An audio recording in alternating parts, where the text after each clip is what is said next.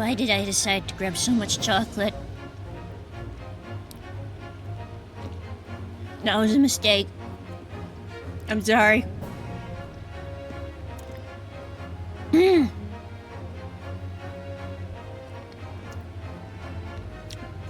But it's Saturday.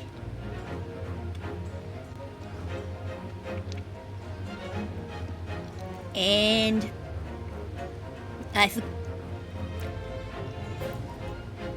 I was terribly excited to stream on Monday. I was so excited, in fact, that I forgot to hit the start stream button, and I ended up talking to myself like an idiot for 2 hours before I realized. I should have realized it when I didn't see anyone come into chat at all.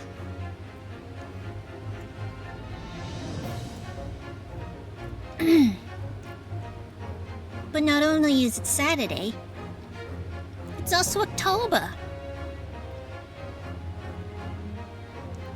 Which means, something, I guess. I didn't really put together a Halloween costume this year for my model. So I decided to just go with the next best thing. And wear my costume from Easter. Oh, am I a bit big? There we go. That seems alright. Maybe. Or maybe just lower myself a little bit. I don't know, I really like my costume. I just want people to see it. Ah! Yeah, there we go. But hey! I had a stressful evening because, Windows wanted to update. And I was very, very hesitant to do so, considering I had to uninstall one update because of, you know, I didn't want my SSD to fail. And then OBS wanted to update, and that was stressful because that meant I had to redo the audio properties, reroute those again every time it updates. And then I thought my camera had died. Turns out it did not die. I just had to unplug and replug it back in. Anyway, last we left off, we went to the pawn shop. We sure did. We met the proprietor of said pawn shop, Mr. Windybank, and also the totally his real name, Eggert Benedict, who was very, very belligerent. Let's get into it. Waste no time. 15th April, Baker Street. See? That's why I hate grown-ups. All they do is feed you a pack of lies and take stuff away from you. Yeah, it's true. Oh, really, Miss Lestrade? Tell me, is that overcoat keeping you warm? What? Nope.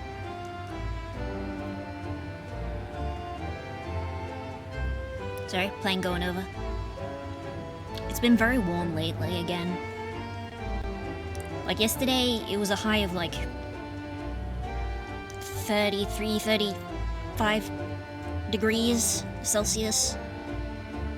And humid as all get out. Today was at least a little bit cooler, but I put the air conditioner back on for sake of not letting my PC overheat to the point of shutting itself down to prevent heat damage. Am I? Surely you were given that. Yeah, the D let me keep it, after I looked daggers at him for long enough. He went through the pockets and then said, "Go on then, have it before telling me to scalp her. Always pays off giving people a look like you ate them. I can't help feeling that it's going to get you into serious trouble one day. Nah, she's fine.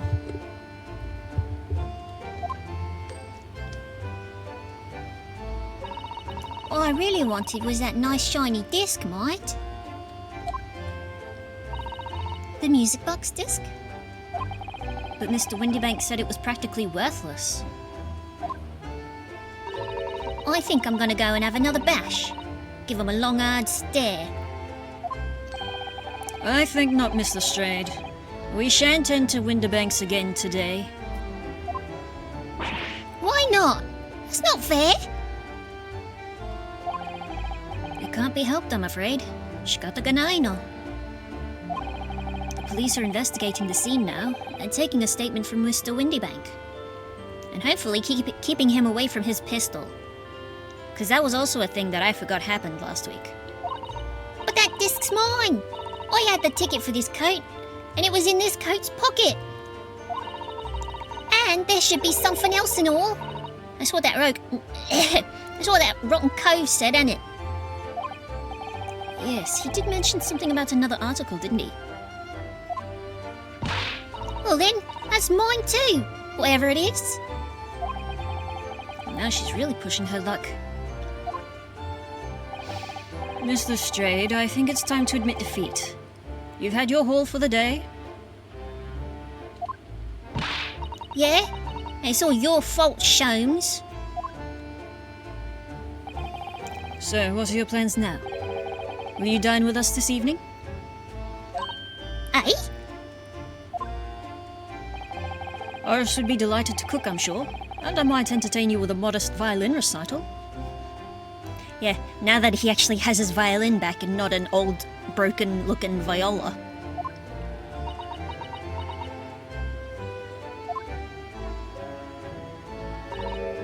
No, Ta. Oh? Why would I come round your place, eh? Have you lost your head or something? And she stepped out of here. Oh dear, she's gone.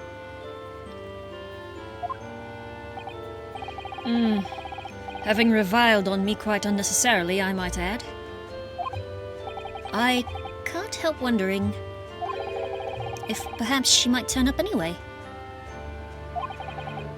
Interesting. Once she's had a chance to calm down, I think there's a good chance she'll decide to come. Very well then. I'll inform Iris to set a place for our potential guest at the dinner table this evening. And one more thing. Just one more thing. I should be glad of your company later too. Sorry? I believe I will have a rather splendid surprise to show you. Oh, how exciting! What is it? You shall have to wait and see, Mrs. Suttle. Until later, then.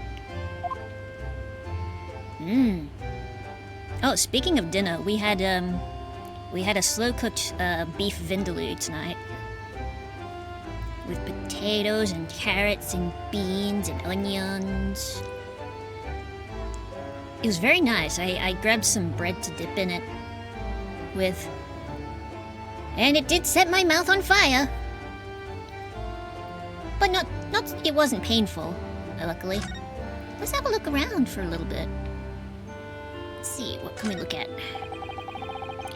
Look at all the different things in the window of this shop. Ah, that's Windybanks, the pawnbrokery. It looks much smarter than a pawnbroker's in Japan, doesn't it? Yes, you're right. I find pawn shops at home rather unapproachable, personally. It reminds me of tearfully parting with my favorite fountain pen. I felt so miserable. What doesn't kill us makes us stronger, Mr. Naruhodo. Not true. What doesn't kill us makes us weaker than kittens.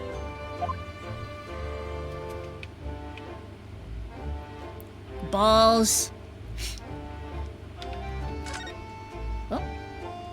Street. It's already been 2 months since we started taking lodgings here above Mr. Shom's office.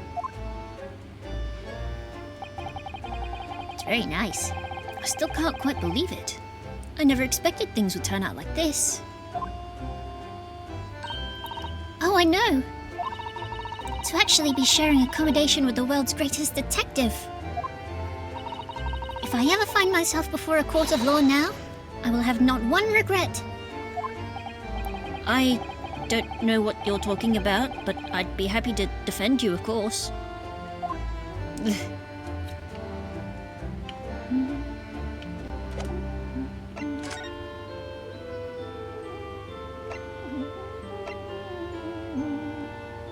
We were asked earlier to show our faces here, so on to Shom's suite. The sweet house of Shom's. The sweet homes of Shom's, even. 3:46 p.m. Ah, Susie and Bruno! Come in, come in! Good afternoon, Iris. Thank you so much for breakfast this morning. Oh, don't mention it. Goodness, look at the time already. Busy as always? I am. I'm preparing everything for dinner this evening. Already? You're obviously cooking something special, are you? Oh yes! After all, we have a special guest joining us. Guess who it is? Go on. You'll never guess. We'll play along. Look at those little eyes of hers shining. Oh my goodness, look at that little doggy on the top of just above the typewriter there. And that lamp's cute too. Oh dear. It is awkward when you already know the answer, isn't it? It's Ginny! Isn't that exciting? Oh, what a surprise! Yes, that's wonderful news. Wow. Iris seems overjoyed at the idea. I can't wait. I can't wait to learn some pickpocketing tips from a real professional.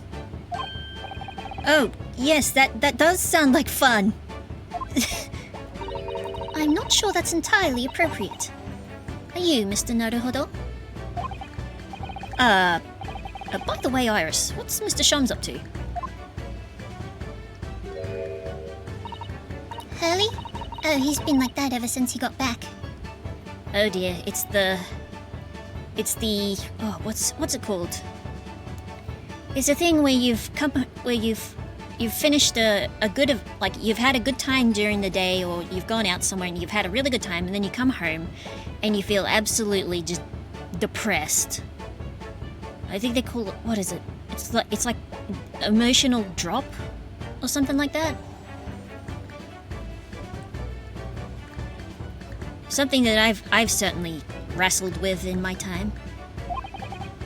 Hello, Mr. Shoms. I beg that you don't speak to me. Sorry? I don't know who you are, but kindly take your leave. As you can see, I'm not here. I don't know how to respond to that. I do apologize. When he gets like this, he's completely oblivious to everything. Poor guy. Yes, I see. I think he needs a bit of his 7% solution of caramel. Really, he behaves just like a child sometimes, Hurley does.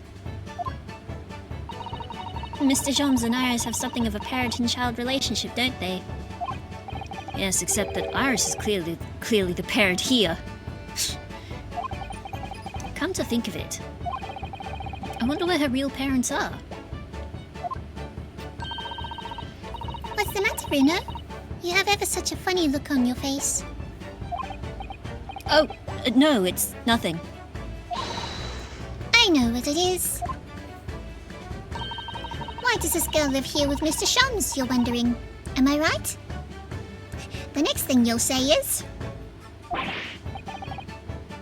次にお前は。How did you... Oh, Bruno, I can read you like a book. A picture book, even. Ugh, this girl is dangerous. Don't worry. You can ask me anything. I won't mind. Yo, do you think we would ever get a sequel where Iris is an adult and an incredible, like, inventor and investigator or something? That'd be fun. But I also have the thought of, like, what if they did a Grade Ace Attorney Investigations where you play as Mr. Shums, solving the mysteries of the thefts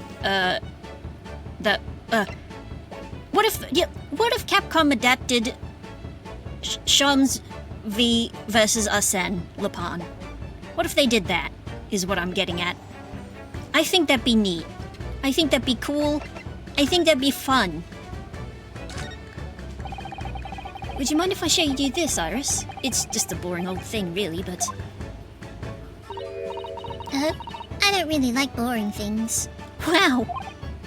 Ah, looks like Japanese modesty is easily misinterpreted by young Western children. I mean, who does like boring things? No one wants to be shown something boring.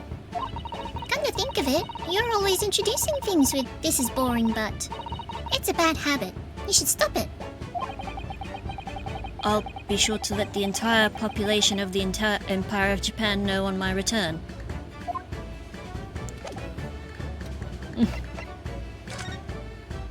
Ginny. So, by Ginny, you mean Miss Lestrade, the young woman from the McGilded case 2 months ago, right? Yes. Who also stole my experimental smoke grenade launcher. Although, after that trial, I invited her back here and we had dinner together.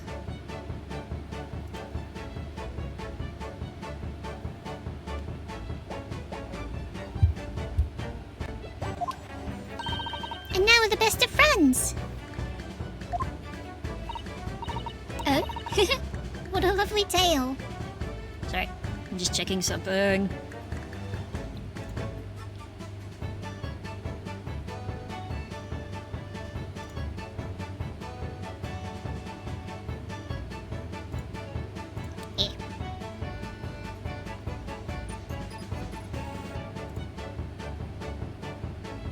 Please, don't leave me alone.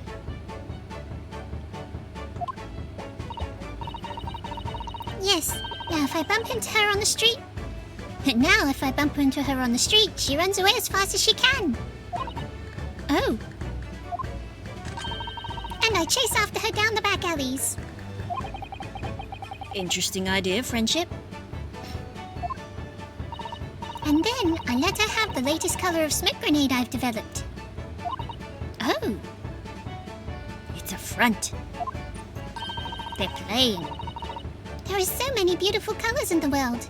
Ginny wants me to make a whole rainbow. I suppose this means you've let Miss Lestrade keep the smoke grenade launcher, have you? Yes, that's right. I got bored of it anyway. Hurley always reacts the same way when I shoot him with it now. Poor Hurley.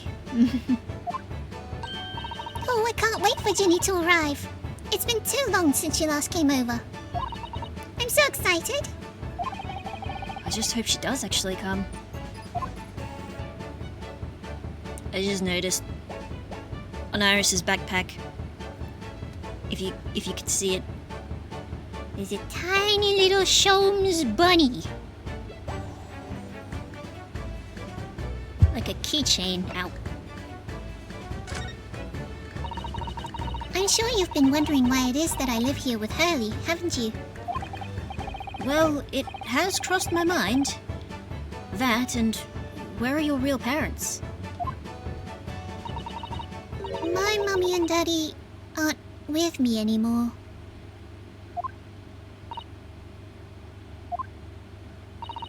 Mummy passed away when I was born. And at around the same time, my father? Well, he had to go to a faraway land because of one of the cases he and Hurley were working on.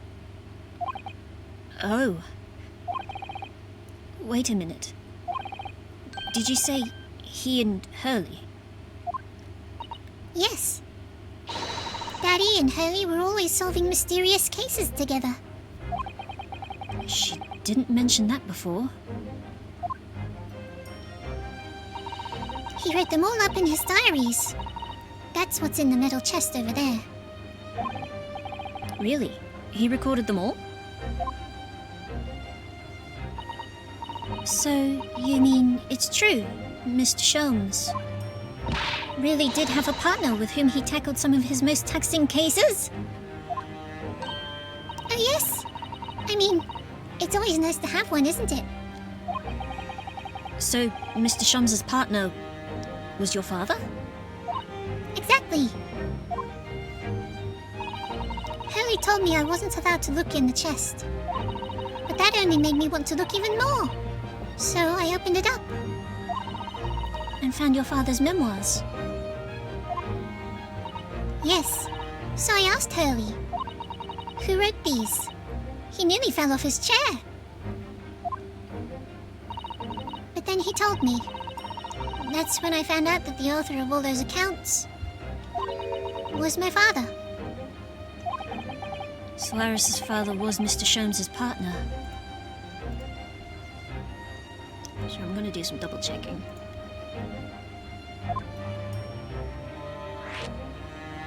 Solaris's father. Oops. I've practically lived with Hurley all my life. I was tiny when he took me in.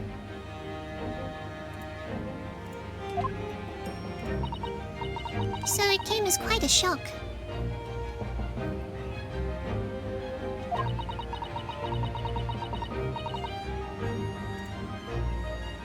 When Hurley told me he wasn't really my daddy, I mean.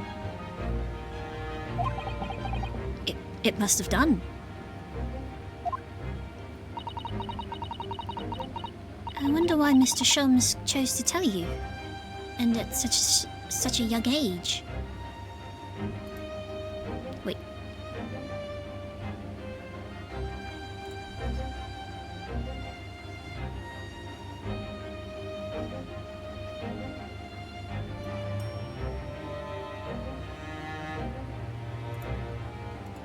What do you mean the bitrate is too high?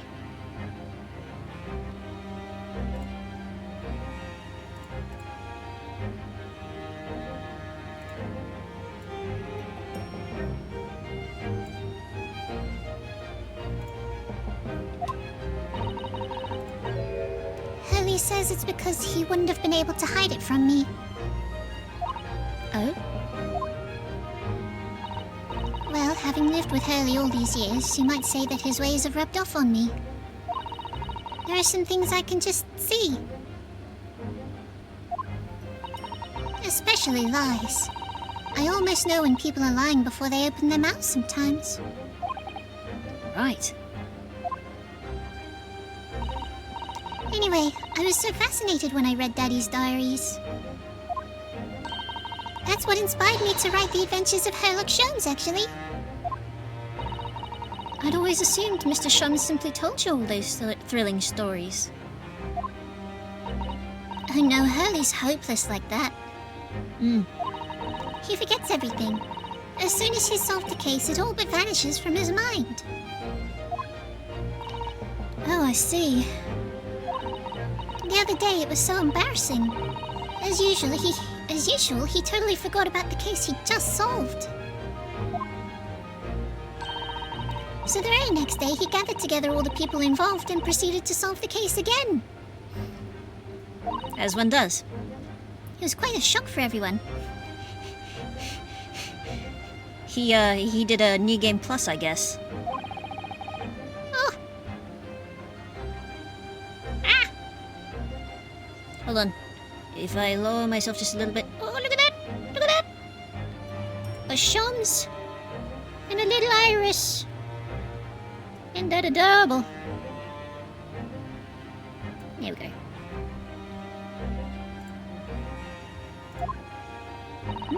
Shit. You can say that again.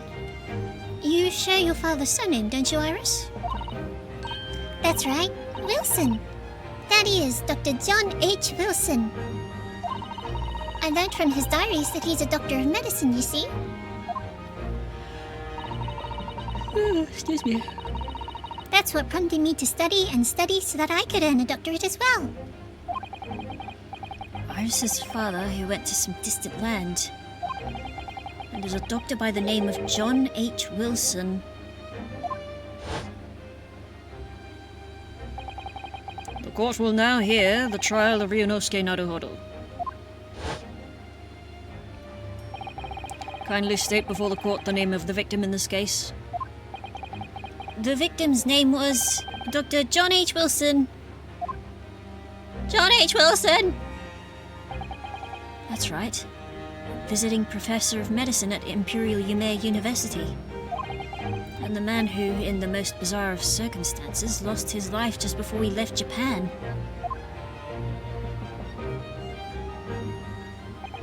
Miss Susato?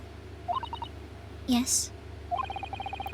Perhaps we shouldn't pursue this conversation any further at this time. I think that would be for the best.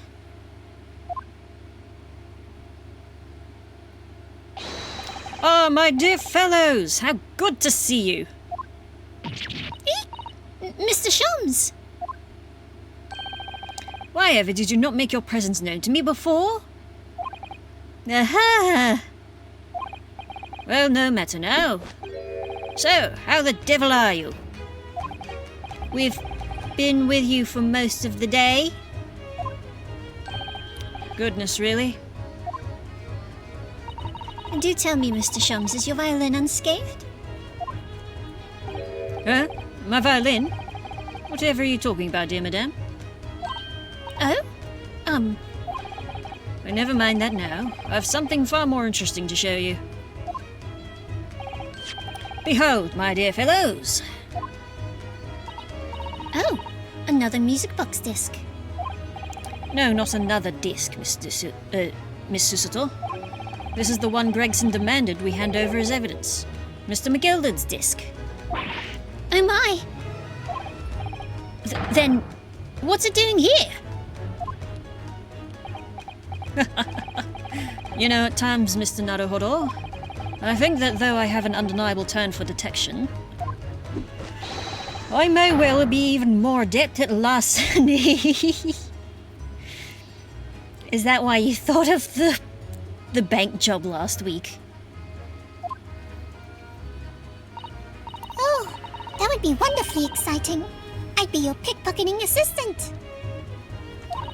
And Runo could be our go-to lawyer if we ever get caught. Maybe not. Right.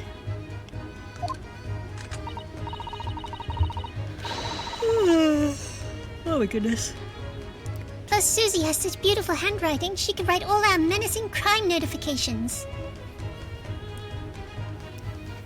She'll write all our push notifications. Yes, I'd be delighted. I'm just going to pretend this conversation never happened, I think. Sorry, I'm just moving myself around. I'm trying to... So I'm a little bit cold. Oh, my legs are at least, because I've got the fan on. Oh, excuse me. Yeah. So I'm going to be yawning a little bit.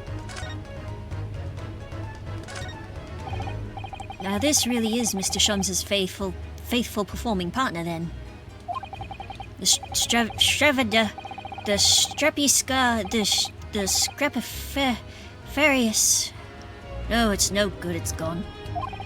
The virtuoso's violin that he found in a pawnbroker's and managed to buy for next to nothing.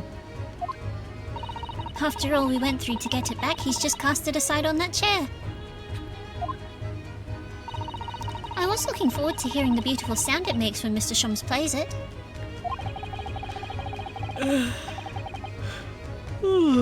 It does look rather sorry for itself there, doesn't it? Although, at least Wagahai hasn't attacked it yet. Even if his eyes are saying it's only a matter of time. Well, speaking of aminals, because today's the 4th, that means today was World Animals Day.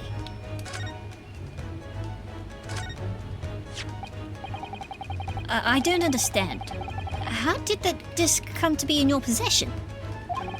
I thought Inspector Gregson took it back to Scotland Yard. Quite correct.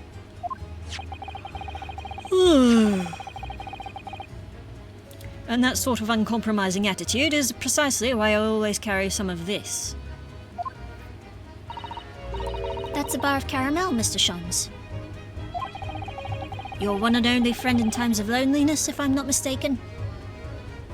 With a 7% solution of caramel. If you'll humour me, my dear fellows, cast your minds back to when the good detective confiscated the disc.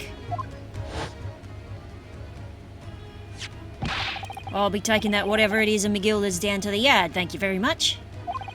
So hand it over. Oh, yes, of course. If the police demand something as evidence, my dear fellow, we've no choice but to capitulate. Capitulate is the word. It's all yours, Inspector. For the briefest of moments, I had the disc in my hand, did I not? Yes, you did. But I still don't understand. It was at precisely that moment that I summoned my one and only friend into action. Uh-huh. I pressed the disc into a pair of bars, like this. That's amazing!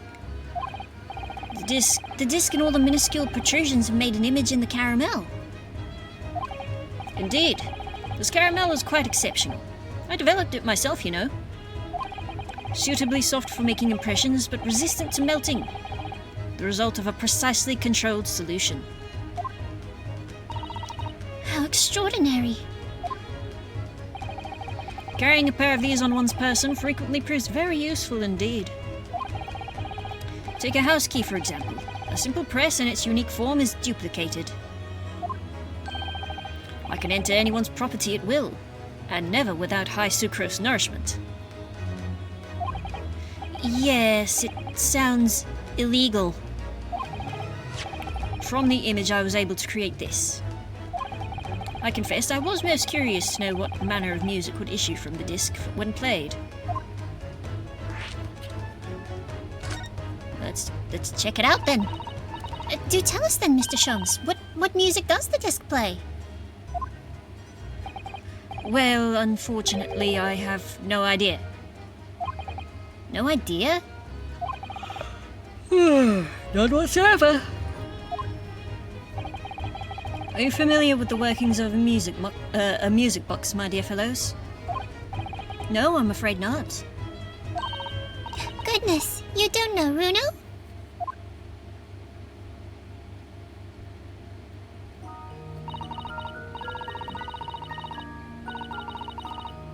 Ooh.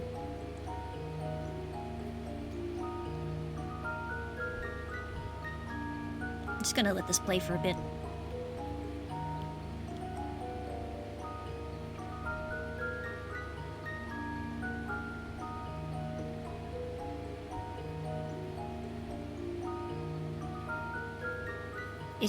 It just reminds me of the Professor Layton puzzle box puzzle themes. Inside a music box, there's a special metal piece called a cone. That's what produces the sound. Small protuberances pluck the different teeth of the cone as they rotate past it, making the different notes. The first music boxes to be invented used a rotating cylinder with protuberances on it.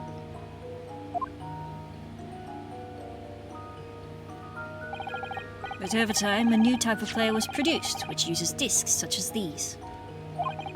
With that development, the popularity of music boxes spread far and wide, all around the globe. Why exactly?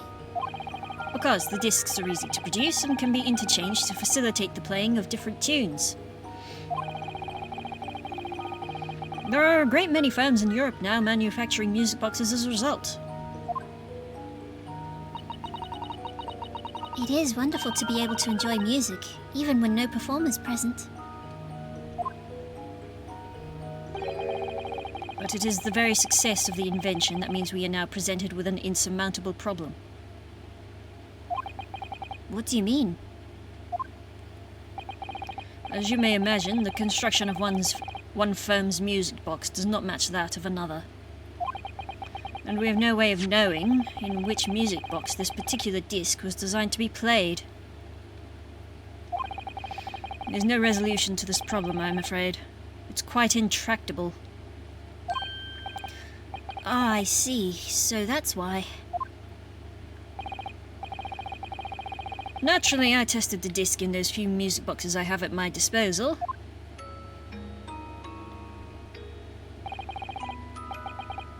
But as you can hear, to no avail.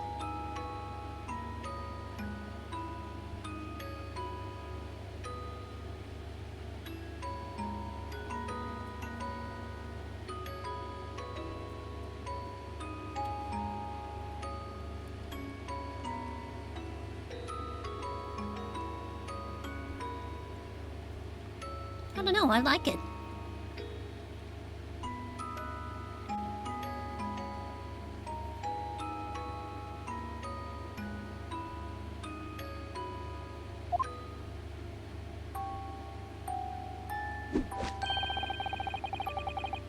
The results were equally unsatisfactory in this one.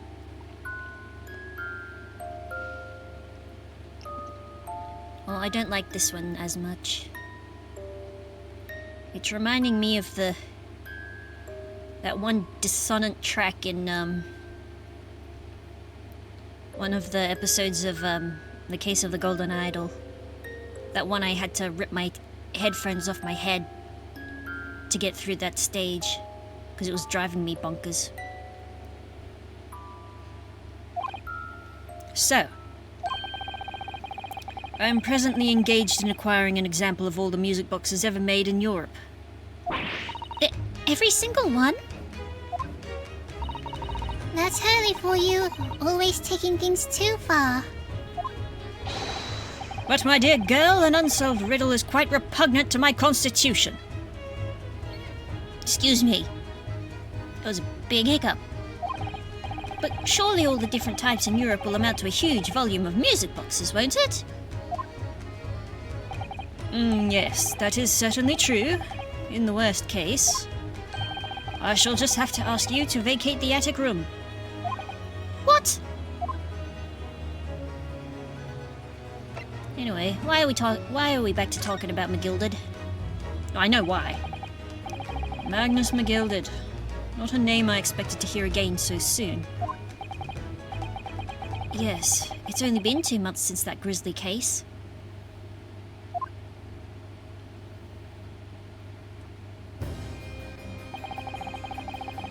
Mr. McGilder perished within hours of the trial's conclusion.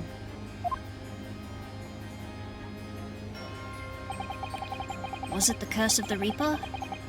No one knows, still now. The omnibus was reduced to a pile of ash. Not a shred of evidence remained. Sorry, I'm just taking in this picture of Van Ziek's because it's very nice.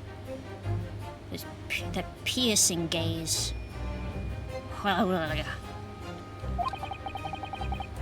with the man's death, the truth about the murder in which he was so intimately involved was buried.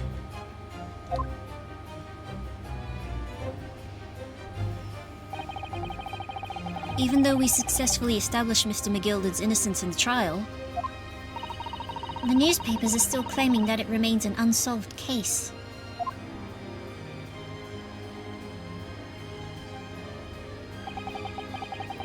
The murder of that brickmaker, Mr. Thrice-Fired Mason.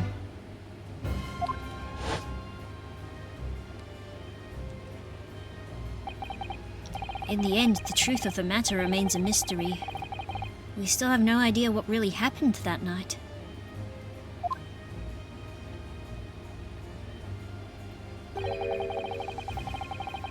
And although Mr. McGilded was found not guilty through my defense, I still don't know if that was the right judgment or not.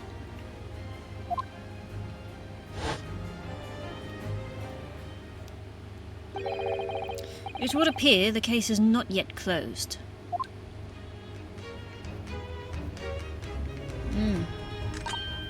Well, it's time I started getting things ready for dinner, I think.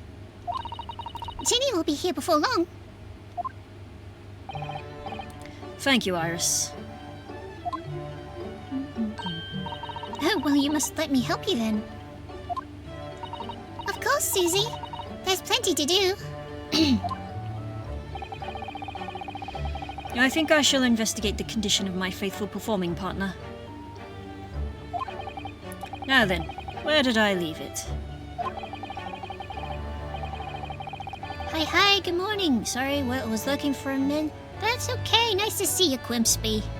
How's your day been? Drifting in and out of coconuts. Oh dear. That's a little troubling. Drifting in and out of Cincinnati. Consciousness!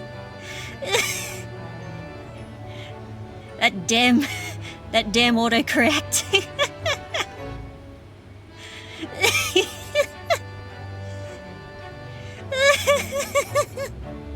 I should screenshot that. I need that for posterity.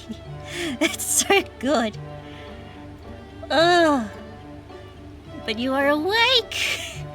How am I? I'm doing okay. Started the day with a bad dream, but then it kind of got better over time because it was a cooler day than the rest of the week was. I got to see a pretty dragonfly outside. It was like black and gold.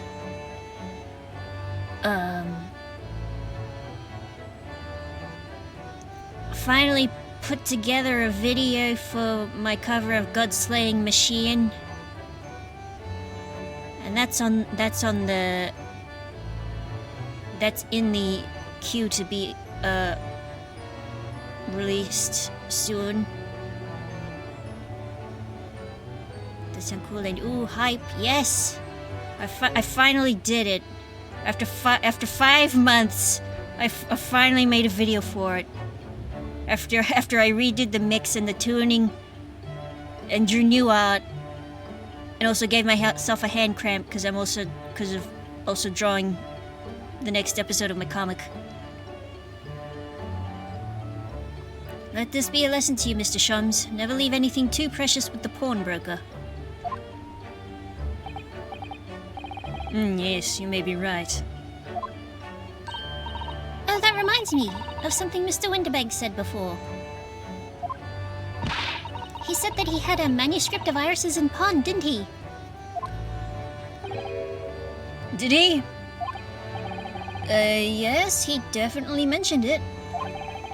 Mr. Shams' latest tale of otherworldly mystery lies dormant in my storeroom were his words, I believe.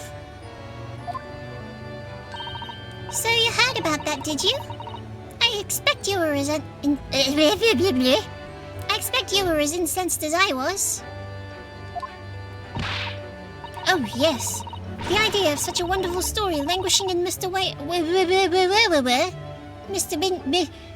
Windybank's storeroom, gathering dust. Been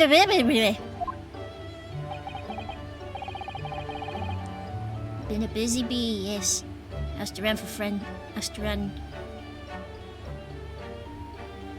They said they let me know about sending a commission sheet thingy. Oh, cool! Awesome.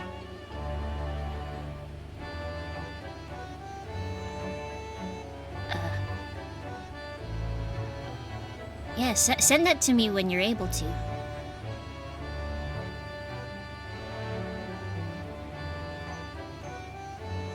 Had a stroke while typing, but I think you got it. Yeah. Yeah. I got the gist of it. But yeah, definitely send that to me when you're able to. My dear madame, I'm quite sure I told you already. The pawnbroker's storeroom is the safest place for it. More secure than a bank's vault. And And what about your Stradivarius, Hurley? Was that safe and secure? Well, there may be the occasional mix-up. Caused by a certain impetuous someone not too far from me now. Yes. Do you have any idea how long it took me to write that Baskerville story, Hurley? Oh, it sounds so exciting! The Hound of the Baskervilles. I should love to read it.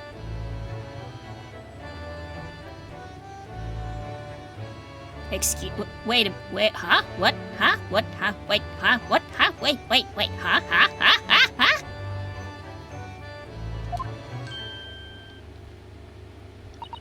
Oh, I was right to be suspicious.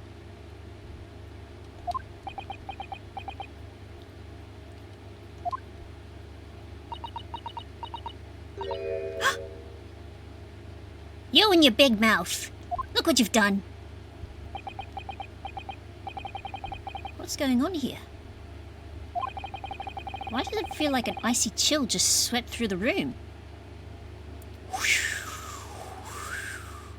Just see a leaf spinning in the background. Susie? What did you just say? You said the Hound of the Baskervilles? But how could you know the full title? Well, that's, I'm psychic! Yes! That's because, Miss Sisato is such a great fan of the stories about Mr. Shums, of course. But Runo, the Hound of the Baskervilles has never been published.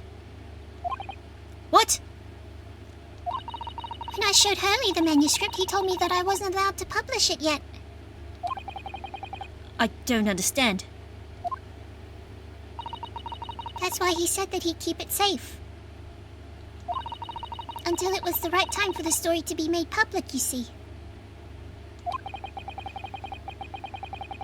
So that's why the manuscript's at Windybanks? And yet, how could Susie here know its title? Well, Hurley, what's going on?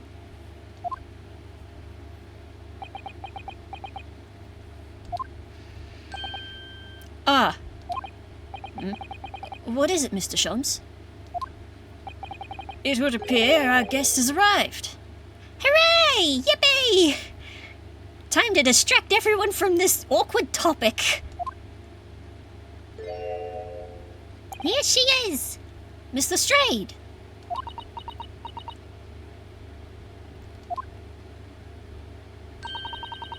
This was a bad idea. I knew I weren't welcome. I'm going. Wait! No, wait! Mr. Strayed! Chotomate kurasai! We've all been eagerly awaiting your arrival. Haven't we, Iris?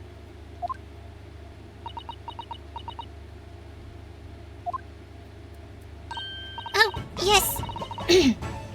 Just wait there, Ginny. We'll have everything ready in a jiffy. Come along, Susie. Right, of course. It's a pleasure to see you here, Mr. Strayed. Please make yourself at home. Don't stand in the doorway, my dear girl. Come along in. What say you to some meddlesome? I won't take no for an answer. Meddlesome it is, then.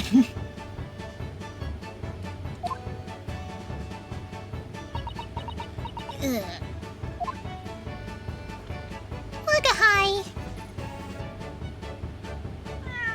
Meow. Happy World Animals Day, Wugga-hi. You handsome little kitty. That evening, Iris prepared us all a meal that was even more delicious than usual. Ooh, speaking of delicious meals, we had a slow-cooked curry, beef vindaloo curry for dinner tonight. It was very nice. Set my mouth on fire a little bit. But it was good. Mr. Shums' violin performance was in no way meddlesome. And Gina, as we came to call her, taught us all how to steal things from one another without being noticed. She taught us the art of sleight of hand. Everyone thoroughly enjoyed themselves, well into the night.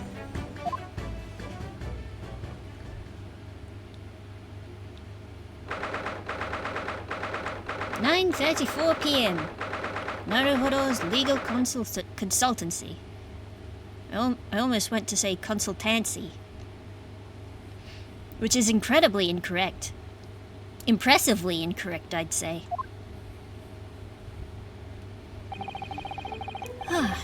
That was a very enjoyable evening, wasn't it? Oh yes, Iris's cooking was truly divine. And I feel as though I can still hear the enchanting strains of Mr. Shums' violin even now. Best of all, I bet I could steal the glasses from his lordship's face next time we're in court. Don't do that!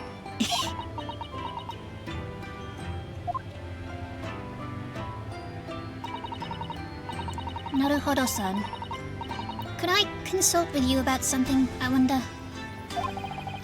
What's the matter, Susuto-san? It's about the telegram I received. Ah? The one that arrived first thing this morning, I suppose. I've been summoned. What? Summoned? What do you mean? The telegram was from the Lord Chief Justice's office. Lord Strongheart has asked to see me. The Lord Chief Justice? When? Tomorrow morning. What? Then we have to start preparing at once. Oh, no, that won't be necessary, Naruhodo-san. I've been summoned alone. Alone? What on earth for?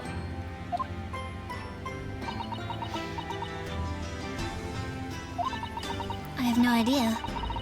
I suppose I shall find out tomorrow. What's all this about? Whatever it is, it's making me feel very uneasy.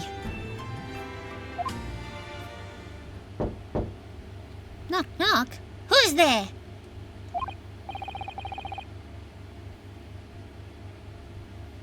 Who could that be, I wonder?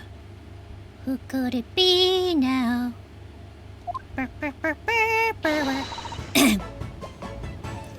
Sorry. You know, 'cause we're on Baker Street. Good evening, friends. Oh, Iris. Hello again. And Gina. And Gina, too. Yes, Ginny's going to stay with us tonight.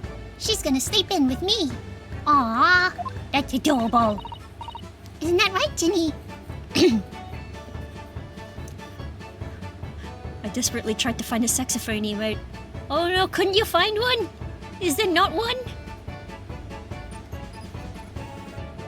Or not one that's publicly available? Well, yeah. Could not find one. Damn. How lovely. Let me make a pot of tea. Actually, what emotes do I have? Let's see, I've got... Shit.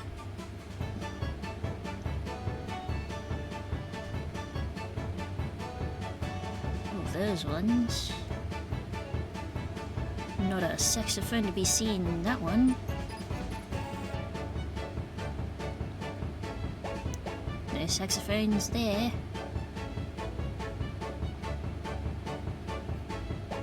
Shocking.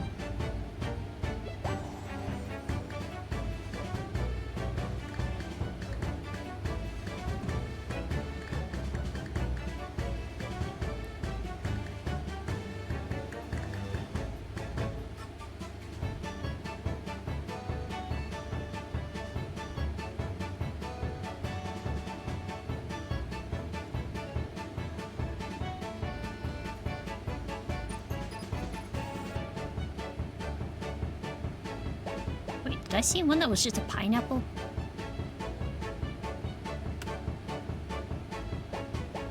Oh, I did.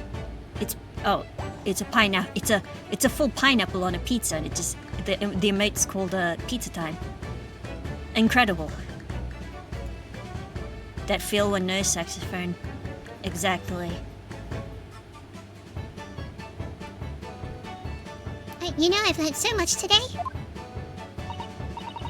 Oh, what in particular? All those things Ginny showed us. Wasn't it wonderful? Oh, you mean all those pickpocketing techniques? We had fun trying them out on each other, didn't we? I think I've awakened a natural talent. I could earn a living from it. Oh no, she's gained +1 proficiency.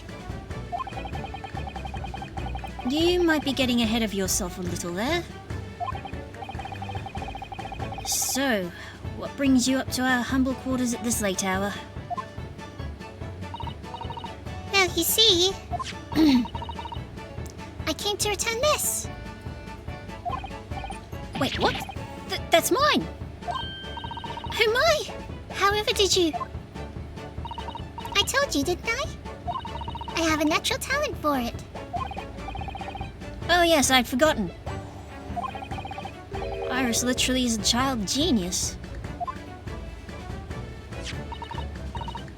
So anyway, here. You can have it back. Not that I really understand why you wear it, though. Ah, thank you. Alright then. Good night. Yes, good night.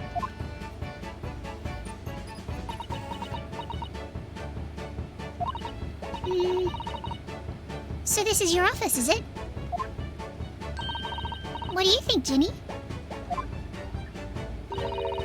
Oh, I think I wouldn't fancy me chances with a lawyer what lives in a place like this. Yes, me too. Seems as though Iris here still has something she'd like to talk about. I suppose she probably wants to talk about the manuscript. Yes, I suppose she probably does.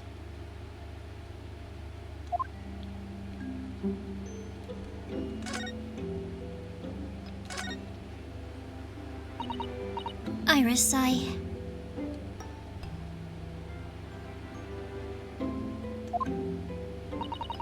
suppose you're hoping to talk about the manuscript, aren't you? Aren't you going to tell me? I'm so sorry. I need a little more time, please.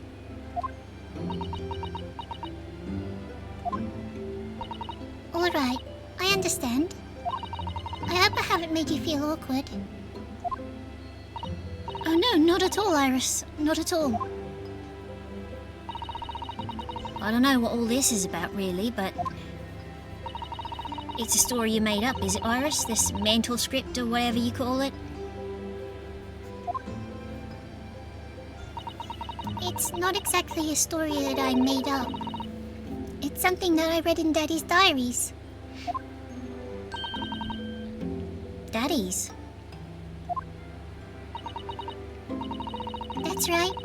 I don't suppose I mentioned it to you before, Ginny, but my daddy was Hurley's assistant once. His partner. Eh? They solved all sorts of strange and mysterious cases together. Is that right, mister? Apparently so. I was as surprised as you are, though.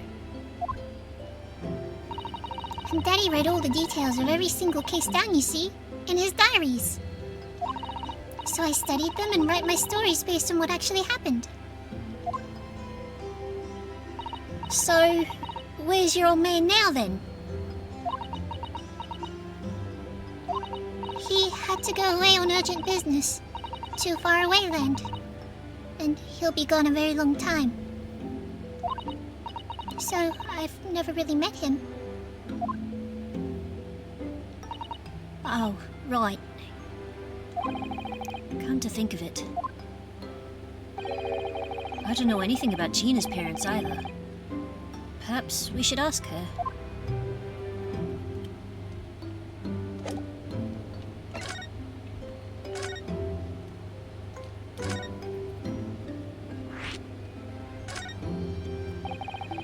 I've realized that I don't know anything about your parents, Gina. I ain't got any, have I? Never did have. Oh, Look, the East End's full of orphans like me. No one wants nothing to do with us from the minute we're born, not even our mums.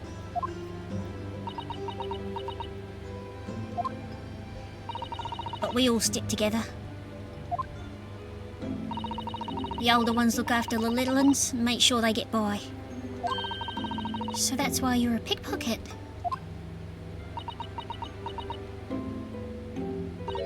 Nah, diving's my life. I love it. I get a kick out of it every time I lift some pompous idiot's purse. And that's how we all afford to eat. I'm like Robin Hood, ain't I? That's how I see it. Oh, Gina. I do think about it sometimes. What it'd be like to have parents, I mean. I always thought it'd make everything right.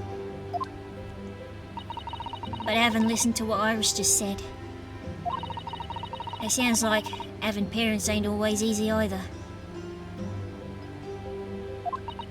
Huh?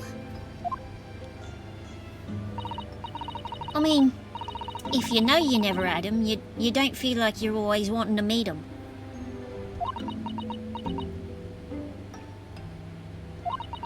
It's true.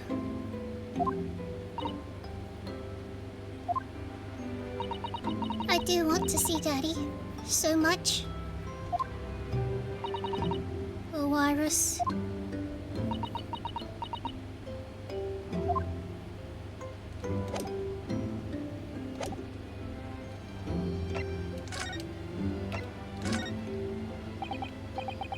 Iris, this Hound of the Baskervilles story, I take it that it's another tale inspired by your father's accounts?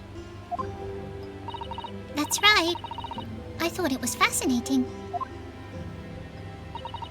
But it's different somehow. From the other cases, I mean. Oh? How? I don't really know. But it must be special in some way. Because after I'd written it and I showed the manuscript to Hurley, he turned as white as a sheet. It was the first time I've ever seen him like that. It pains me to have to say this after you've toiled over it for so long, Iris. But this story must not be published at this time, under any circumstances. But why not? It's one of my best works. I'm not at liberty to say. Not now. So please do not ask me.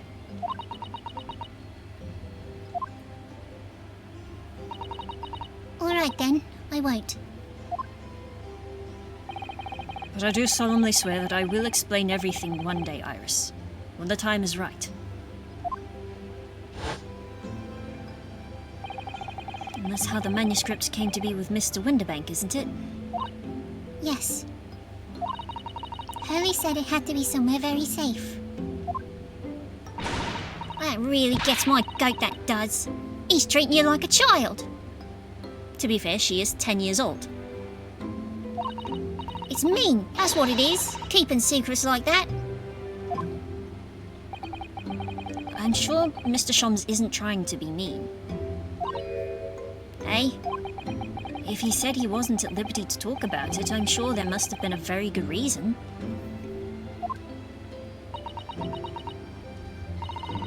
I think so too.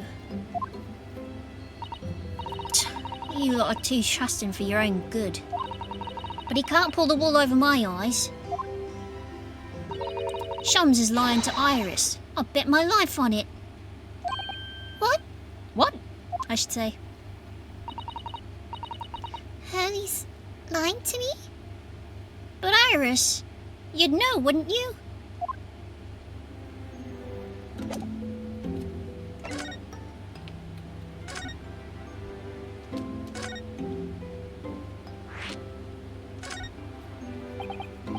Gina, what did you mean when you said that you know Mr. Sholmes is lying to Iris? Is that what she said? Well, he reckons he popped that mantle script or whatever, right? But come on, that's obviously a load of rubbish. Oh my, why would you think that, Gina? It's simple. If that story was really in old Windybanks' storeroom, there's no way someone from halfway round the world, in other words you, could know about it.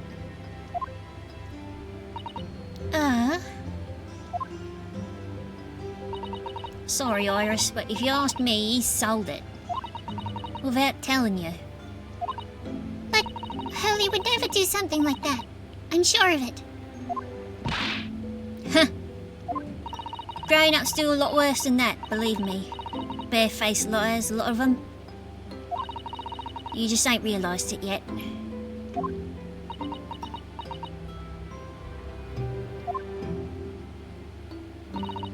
I'm telling ya, that mantle script ain't out Windybanks.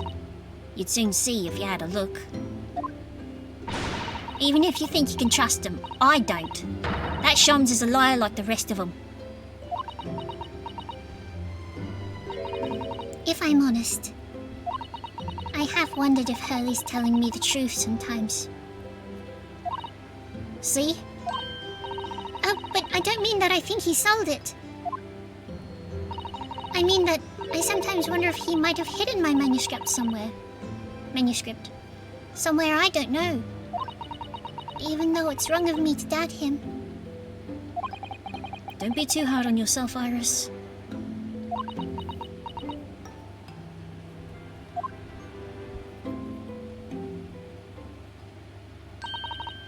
Oh my goodness, look at the time! Come along, Ginny. We should go back downstairs. Yeah, alright. And please, don't mention any of this to Hurley, will you? No, of course not. Good night then, Iris. Good night, Gina.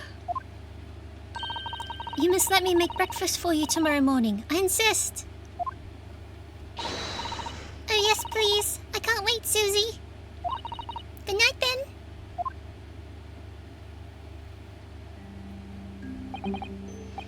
Iris. It sure is easy to forget, isn't it? Sometimes she speaks just like an adult. But deep down, she's still just a child.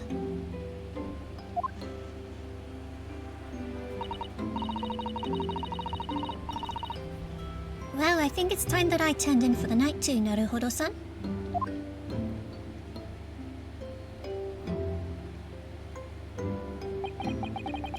Dr. John H. Wilson, Iris's father.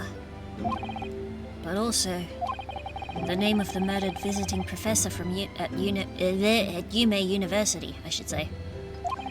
It can't be a mere coincidence. There's something deeper going on.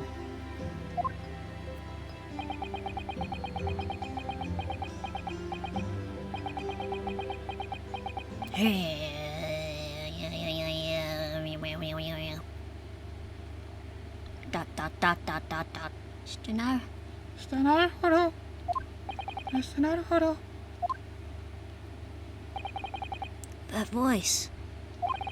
That's Mr. Sholmes.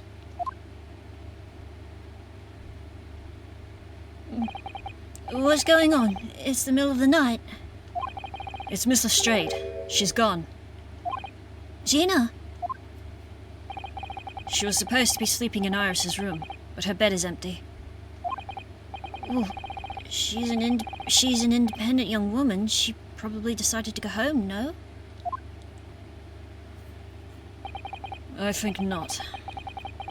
From speaking to her before she retired, I received a distinct impression that she was looking forward to breakfasting with Miss Susato. No, I don't believe the girl has gone home, but I've been waiting for over an hour now. Over an hour? Oh. If you'll indulge me, look out of the window, my dear fellow. What's this about?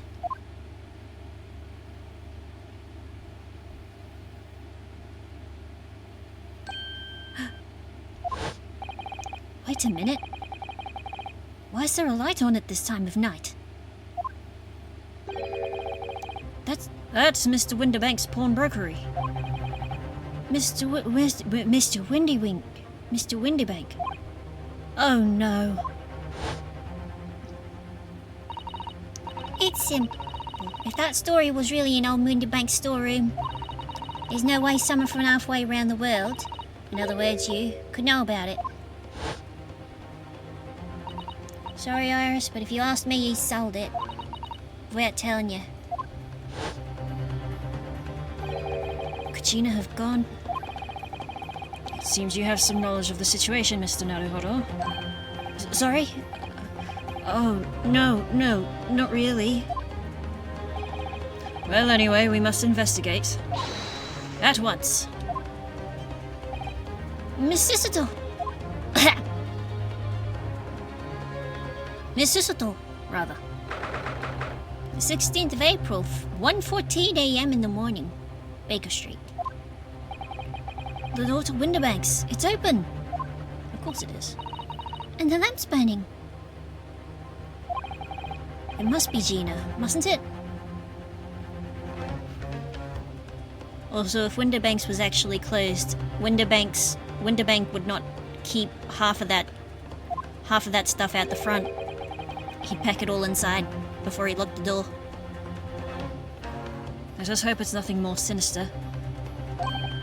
What? Come, there's not a moment to lose. Clearly something is afoot inside.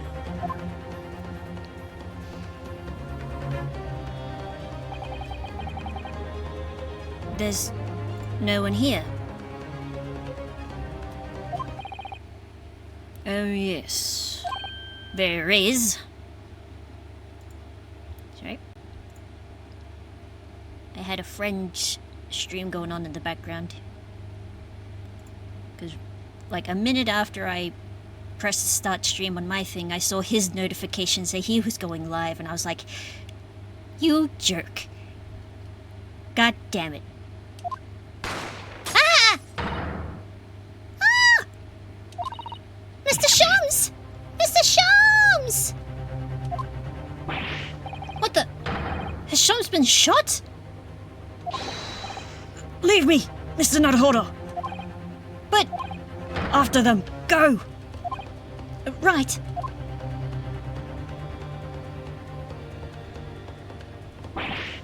Blast. I've lost them. Hello, what have we here? The alarm was just raised from the pawnbroker, sir. Would you know something about that? Officer, come with me. It's my friend, Mr. Shams. He's been shot. Shot? With the policeman close behind me, I ran back to Winterbank's.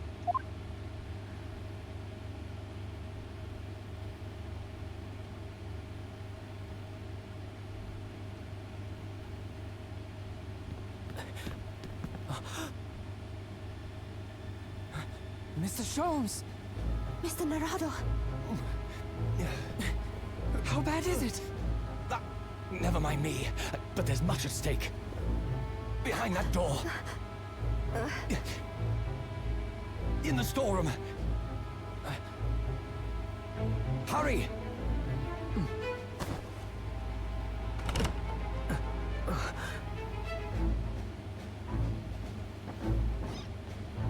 A cat flap. God damn it!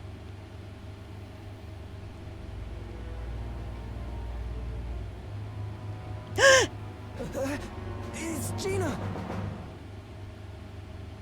God damn it! To be continued. Wow, that was short. But let's save. Do-do-do-do-do. Investigation Part 3.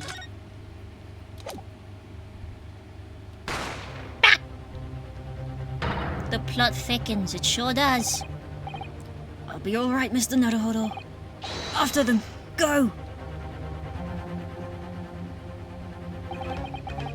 behind that door, in the storeroom. Hurry!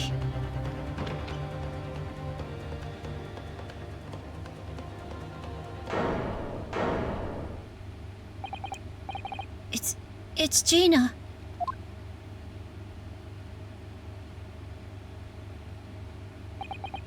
From that moment, Winterbank's pawnbrokery became a crime scene. Everything that followed happened in a whirlwind of activity. The arrival of the police, the preliminary investigation of the scene, and the questioning. It was just before dawn before I was allowed back to my lodgings at 221B.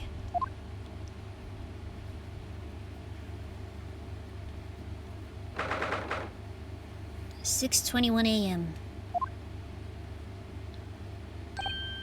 Oh, Iris. A telegram came, but all it says was, wait at home. Yes, we asked one of the policemen to have it sent. It was simply impossible to come back. When I woke up, I was all alone. Hurley and Ginny were gone. Everyone was gone. What happened, Bruno? Poor Iris, she's trembling. She's obviously trying very hard not to let herself get too worried. I'll explain everything that I know. Something awful's happened, hasn't it? Yes, I'm afraid so.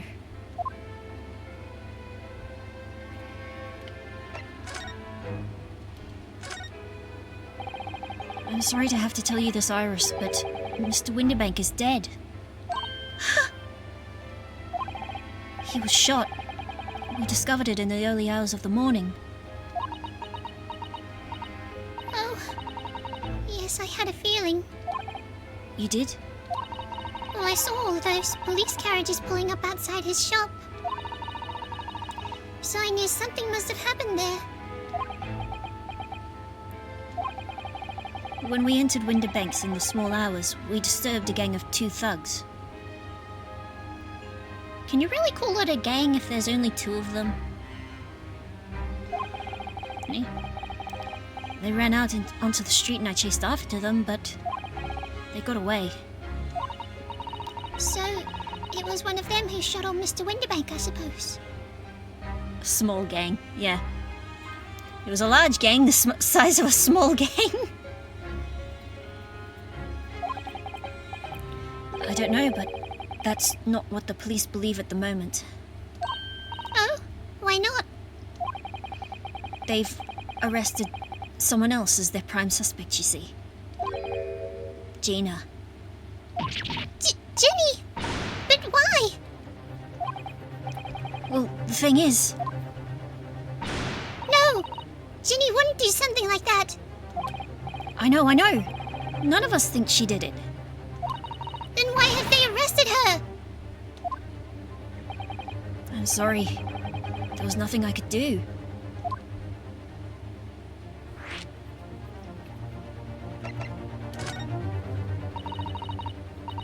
So where's Hurley then? Is he still there investigating the scene? He really ought to have some breakfast. It's not good for him to miss meals.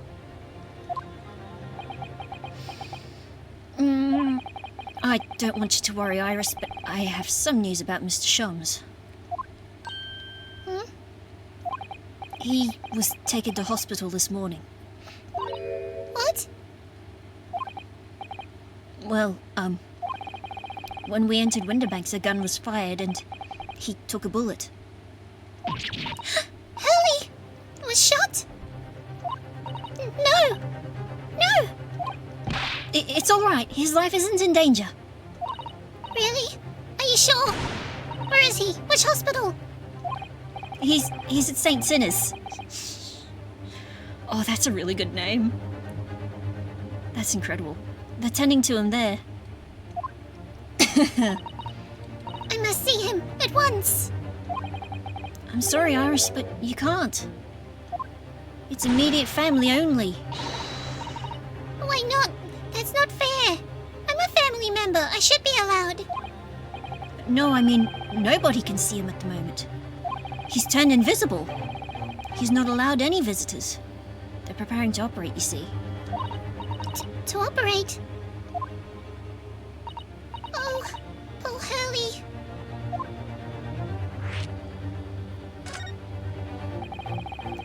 It was the two thugs who were in Mr. Winterbank's shop. They shot Mr. Shums when we disturbed them, you see. It was pitch dark inside the shop at the time. My mind went totally blank, I'm afraid.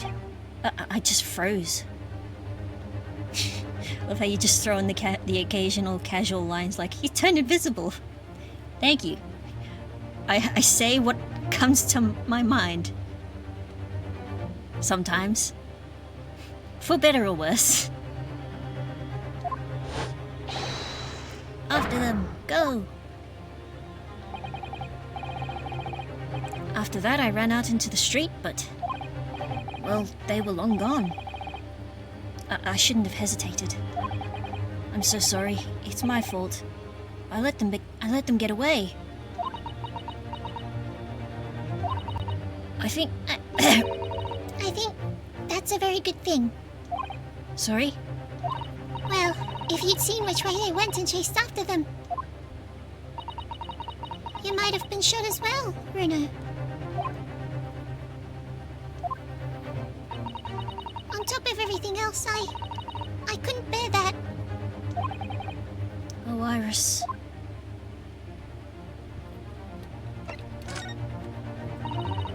Where's Susie, Bruno? She's still at the police station. Oh, why? I expect she's still being questioned. The police said they wouldn't be finished for a while. Why aren't you there then? Well, I didn't get a good look at the criminals anyway, so they weren't questioning me for long. And Miss Susato stayed behind at the scene to tend to Mr. Shons, so they didn't get started until later. Oh, I see. Besides, one of us had to come back to be with Iris. I'm glad Inspector Gregson agreed to me leaving early. You should have let me know and I would have come to the station.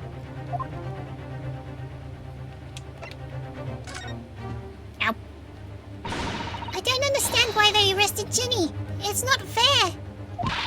What about the two thugs that were at the... What about the two thugs that were at the scene? Why aren't they the prime suspects? After all... They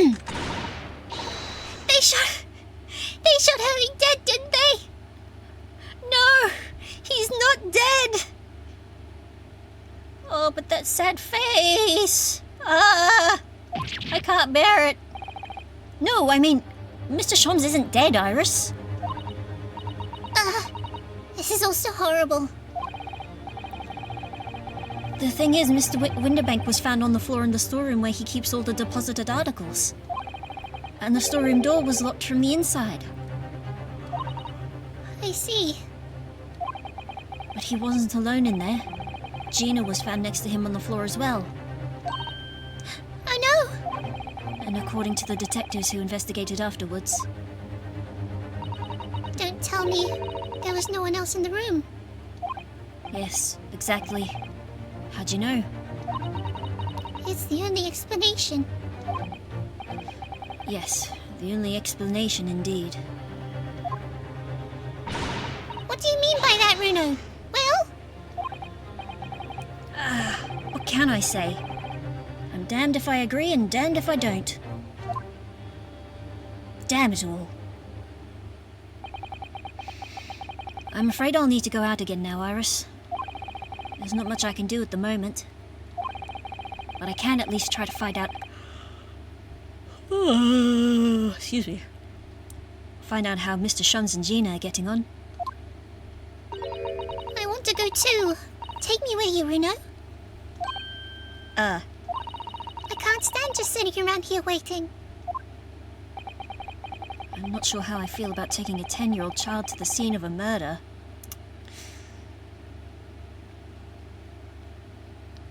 Ask your great-great-grandson Phoenix about taking a prepubescent child to the scenes of murders. Let him tell you about all that, huh? But I don't want to leave her all alone here either. All right then, Iris. Perhaps you can help me. Yes, I'd love to. Gina's at the prison. Mr. Shums is... Hey, Pearl, want to see a dead body? Yeah. Exactly. Mr. Shums is probably in his hospital bed. And don't forget we have to... Visit the crime scene. We need to conduct a thorough investigation. I can see you're ready for action. I imagine Iris would appreciate going to the hospital sooner rather than later.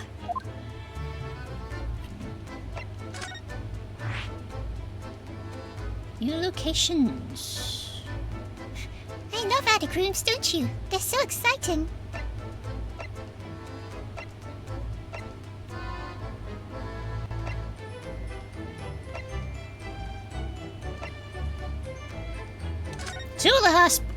To the hospital.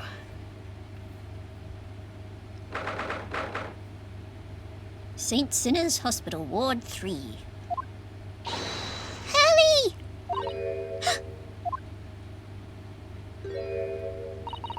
He's not here. No, that's strange. The nurse definitely said he was in the bed by the window, didn't she?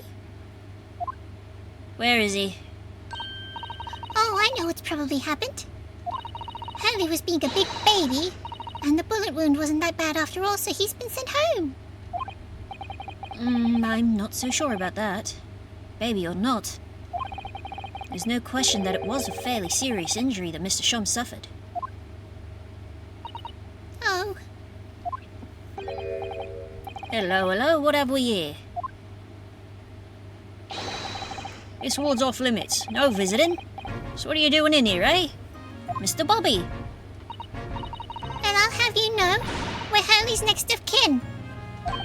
Eh? Oh, well, begging your pardon then, ma'am. Sir? Little lady and a curious decent gentleman. Great mystery solver has a mysterious family, eh? If that's how you see us, sure. Where is he, Constable? Where's Hurley? I believe he's currently in the operating theatre, ma'am. Undergoing an extensive operation. Extensive? It has been several hours since he went in. Oh dear. Is he going to be alright? Well, it doesn't appear to be working, you see. The anaesthetic, that is. Oh? Oh? I have heard a report that the gentleman claims he may have had a little too much to drink last night. Coffee, that is. Ha. Anyway, I think it would be fair to assume he won't be back here for several hours yet. Huh. I wonder if... I'll probably have a study of historical anaesthetic later. I see. Thank you, Constable. Perhaps we should leave and come back later. Oh, poor Hurley. Yes, poor Hurley indeed. Poor Jenny, we have to help her.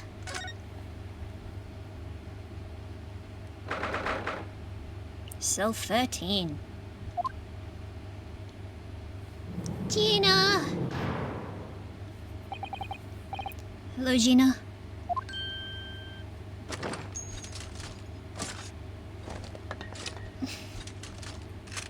It's like watching Revolver Ocelot reloading his revolvers. Oh, you still have the grenade launcher Hurley and I made. I wish you wouldn't point it at me all the time, though. You still have it set to whore. That is a very specific Simpsons reference. What are you here for? Jenny? I have a feeling it's because of us that you've ended up in trouble. So we were thinking that we might be able to help you. Well, you can't. Sorry? You heard. Get lost. Don't be like that, Ginny. I know you didn't do it. You'd never shoot someone. I just knew you wouldn't. You think you know me? Pull the other one. Huh? You ain't got the first idea about the likes of me. I'm a thief. I pinch people's purses when they're walking down the street. That's how I get by. And if I saw me chance, I'd sneak into a pawn shop any day of the week. Stacked on 2 other kids wearing a big old trench coat.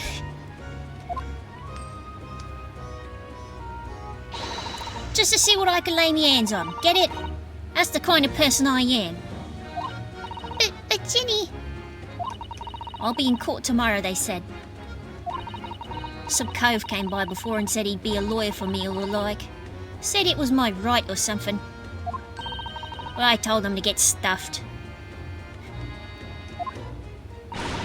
I don't need no lawyer. I don't need no one. She couldn't be staring at me anymore, obviously, if she tried. Why are you being like this, Ginny? She's a little bit of a tsundere.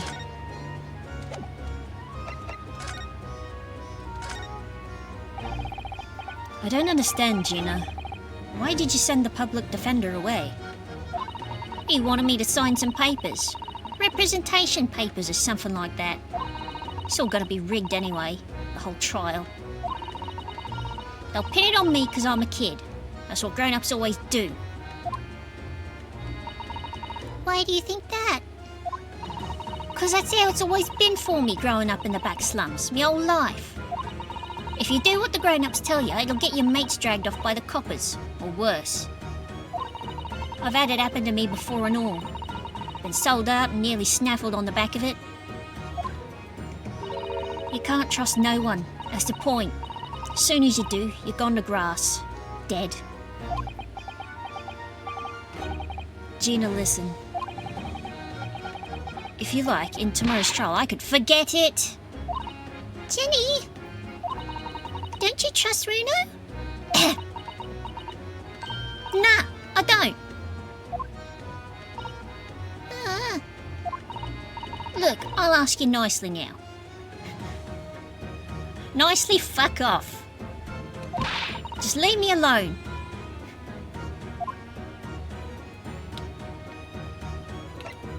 What happened? Come on. Will you tell us what happened, Gina? Last night at the pawnbroker's. There's nothing to tell. I figured he'd pay me, so I broke into the place and started going through the storeroom. But the old bloke walked in on me and you know the rest. Well, we don't know the rest. That's why we're here, to ask you. But why, Ginny? Why would you do that? Ain't it obvious? The place is full of stuff I could sell for a shilling or two. Diving ain't easy, you know. It's a lot of work and half the time you don't even get nothing. Is that really why you broke into the place? What? Are you sure the true reason wasn't something else?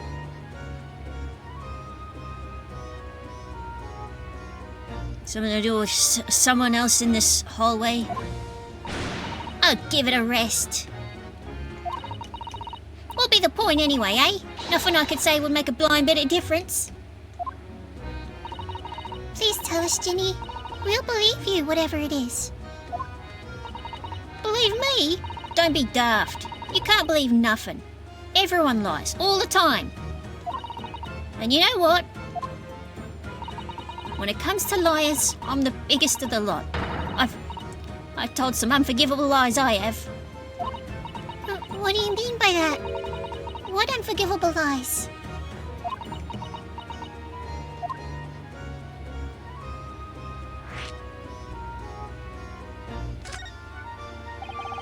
What did you mean before, Gina, when you said you were the biggest liar of the lot? Why don't you tell us what these unforgivable lies you've told are? Maybe we can help. Sorry. We're out of time. They're gonna want to question me now. Jenny, please. Oh yeah.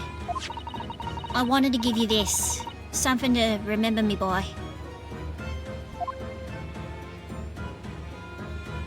A kitty.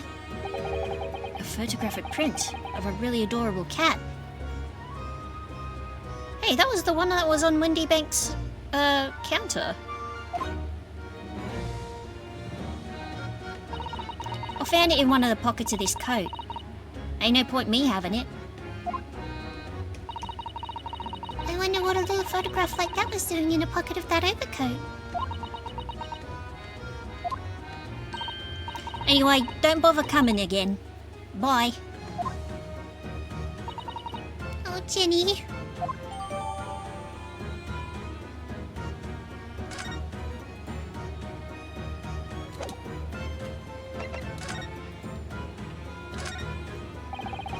Would you ever look at, that's strange. Where's my armband gone? What's the problem? Something wrong? Don't suppose you're looking for this? Yes, but how and when and how again? I got a talent for it, haven't I? Diving? That's bordering on black magic. And it makes what I was about to say about my armband seem a little dull. So, what do you want to tell me about it then? Kitty. This is an adorable little cat. I think it looks a little like Wagahai. I always thought the cats liked to curl up inside under the heated kotatsu blanket when it snowed. Maybe British cats are different. Who knows? Ooh, what's this say?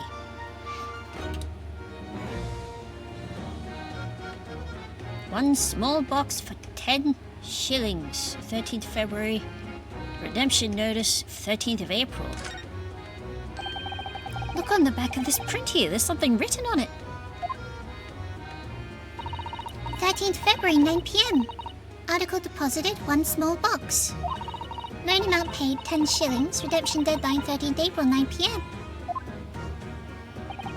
So this photographic print is a redemption ticket. 13th February. That could be significant. It was just 2 days before the murder on the omnibus, wasn't it? A small box. That doesn't tell us much about it, does it? Bruno, if Mr. McGill still had the ticket, then presumably he never redeemed the article. So do you think the box might still be present somewhere in the shop? Ah, yes. If it's something McGilda deposited, we need to investigate.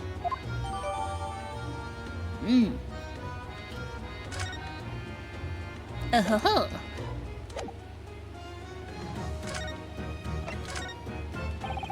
Here, Gina, look at this. Nata. I wasn't saying you'd have it. Oh, weren't you? Well, when someone says I can't have stuff, it makes me want it, see? So you better hand it over now. No, I'm not giving it. I'm not giving it to you.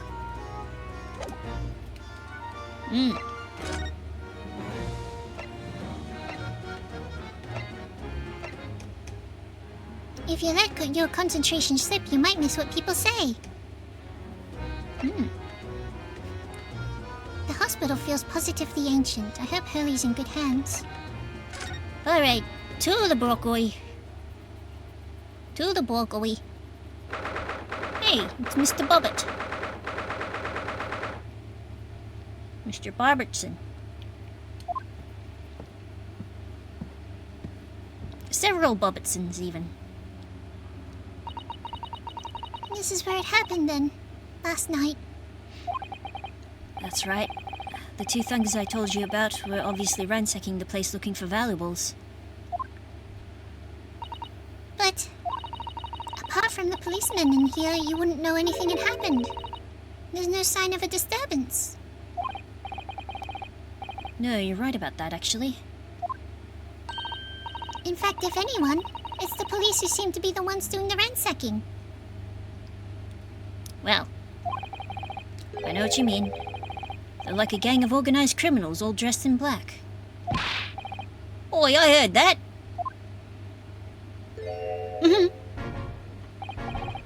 Oh, Inspector. Good morning. Ha. Suppose I ought to thank you for your vigilance last night. We got to the scene before it was disturbed, at least. Shame you let the two rogues get away, mind? Yes, I'm sorry about that.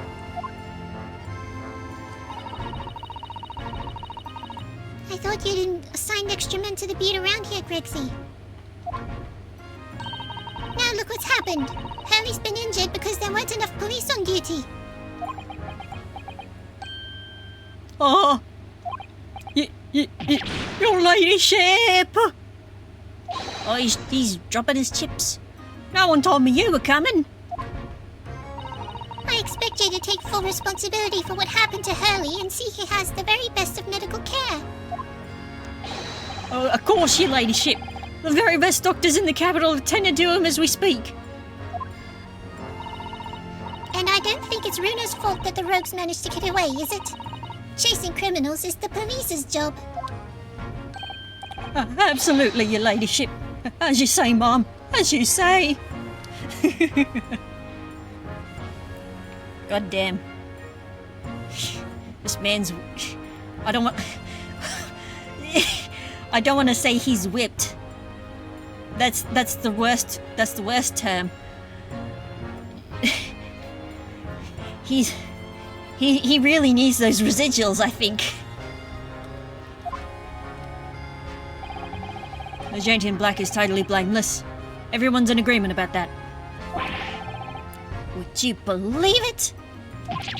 He's like a completely different person with Iris. Talk about a personality change. Oh, where are me manners? Are you thirsty, your ladyship? Perhaps you'd like some juice? Some nice refreshing fruit juice. Mmm.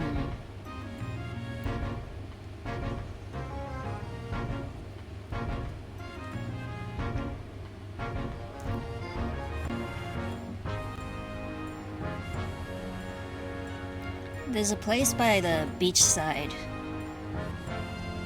that does a really nice... what is it?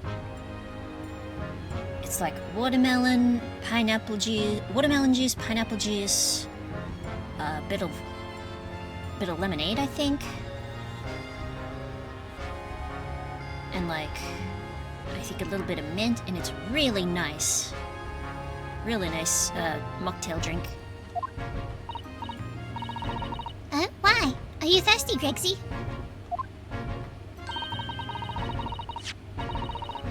Shame their actual food menu isn't particularly impressive. I have some of my special herbal tea with me if you'd like some. Glug, glug, glug, glug, glug. Oh, I could go for some tea, actually. I mean, I have a... Lovely tar very much. I really hit the spot, your ladyship. I don't even recognize him like this. This is freaking me out, man.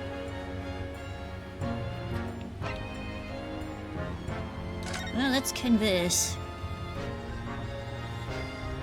Actually, I'm gonna take a little break, because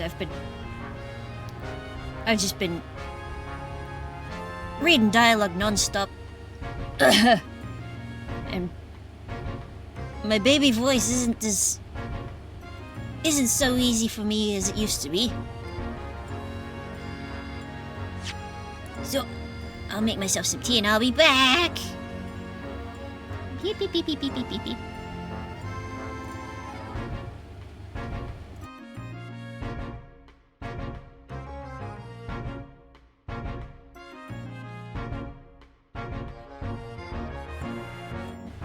Don't get lost. I'll try my best. You never know.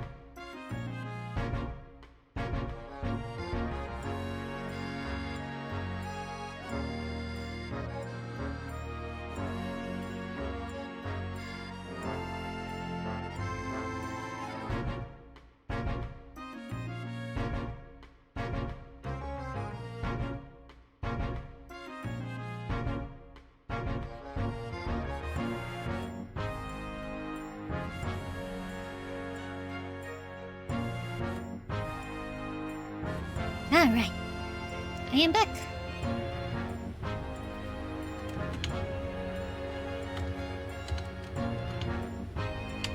There we go.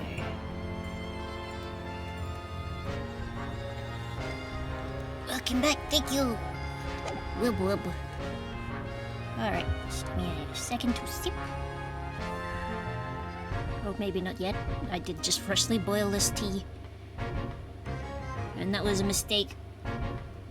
Last time I tried to sip so soon.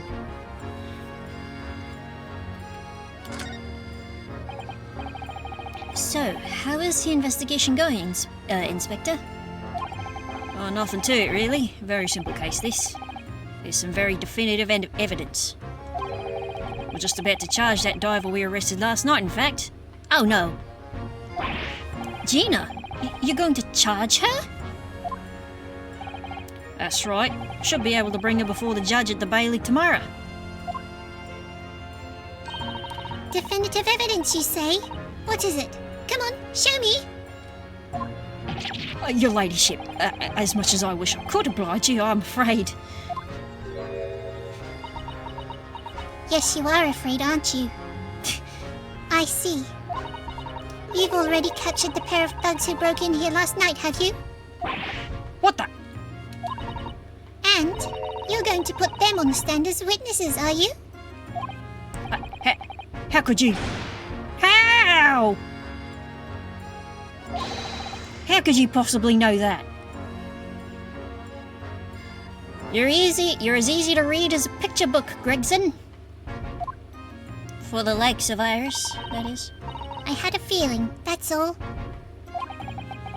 Remind me never to try to keep any secrets from Iris. So you've arrested the two men who shot Mr. Shums, have you? Well, yes. They were rounded up pretty quickly by the lads on the beat. Oh, well done, lads, I guess. And Miss Lestrade is being held at the prison. We did visit her. She should be. She was when we were there. That's assuming she hasn't lifted the key from the jailer, of course. Ah, muff. Down to my space, please.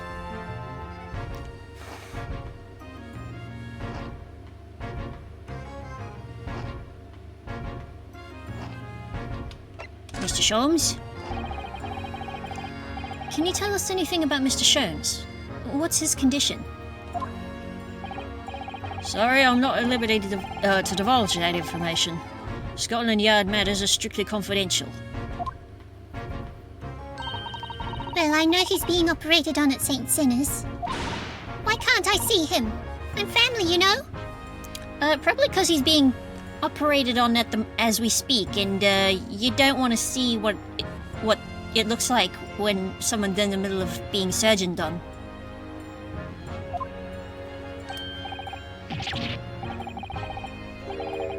I have experienced medical operation shows. My mom used to be a big fan of watching embarrassing bodies on the television when I was in my teens. Oh, I'm terribly sorry, your ladyship. It's the hospital's policy. No visiting at all. Oh, The bullet must have hit an artery in his midriff. He lost a fair bit of blood. oh no. It didn't seem too bad in the first hour or so. That's often what happens. But a hemorrhage like that's enough to make even the one and only Shoms pipe down. Mr. Shoms is a human like the rest of us, you know. Well, anyway, he's having emergency surgery right now, and they gotta stop that bleeding. Oh. Let's turn off my nightlight. But he will be alright, won't he? They'll be able to make him better. Of course, your ladyship. He'll be as right as rain before you know it.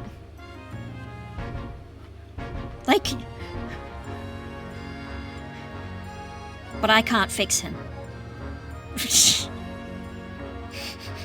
I can't fix him.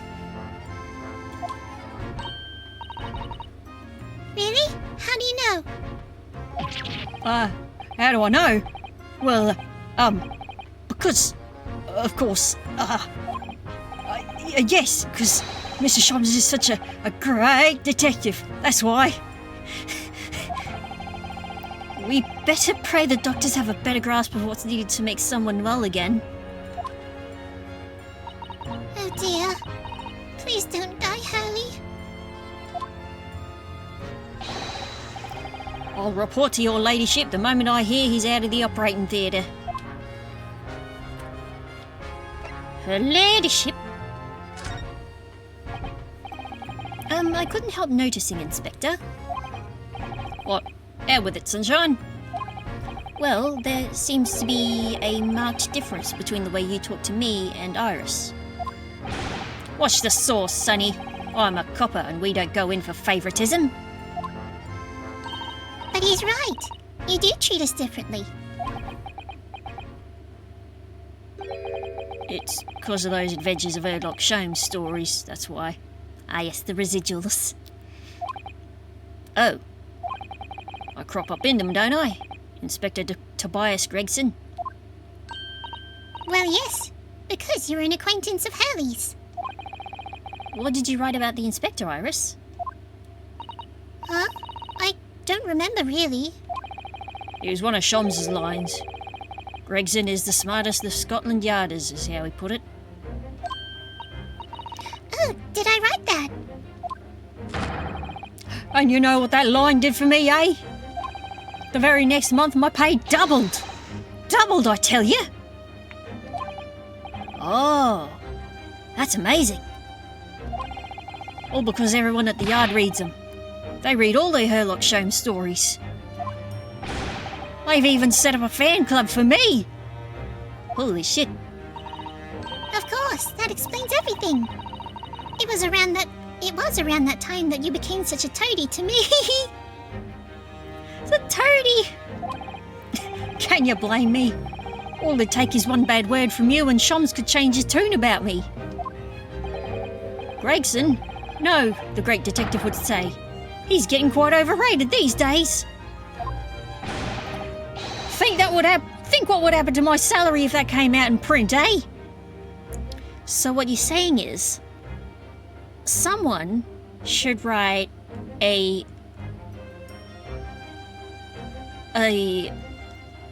storybook about Gumshoe, and then his pay will be substantial.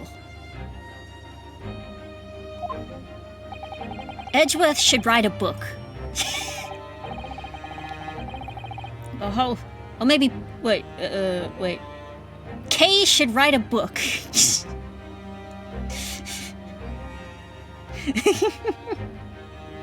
I don't know where I'm going with this.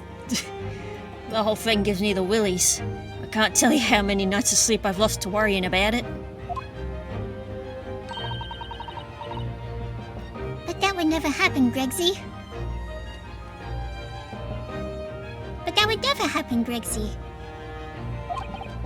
Every month when the new Rants magazine comes out, my hands are trembling as I turn the pages. Oh, how awful for you. Here, have some of my tea to settle your nerves. Glug, glug, glug, glug. Oh, I love that he puts his pinky out. That's a nice touch. Oh, lovely. Tar very much. I'd really hit the spot, your ladyship. Teetotal.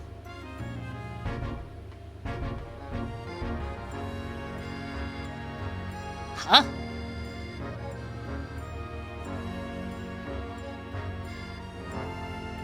So I'm trying to pass this, like... I'm sure this is a pun.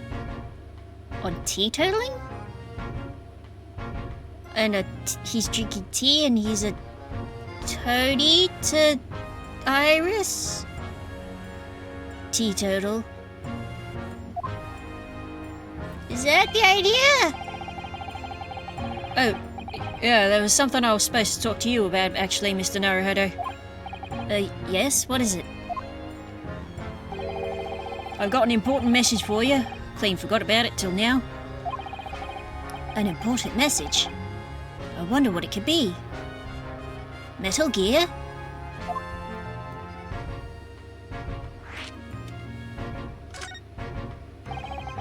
Are you going to tell me what this important message is then, Inspector? Yeah, it's about... Kept you waiting, huh? Kept you waiting, huh? Or kept you, huh? Waiting? As you've written it in chat.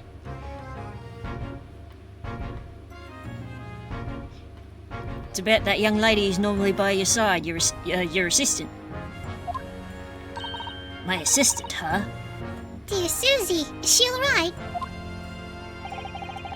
She's at the station, isn't she? Being questioned, I believe. I thought she had a meeting to be at with Chief Lord Justice Strongheart. Nope, not anymore. She had to head off. Head off? Where? Where'd her head go? Head off? Where'd head go?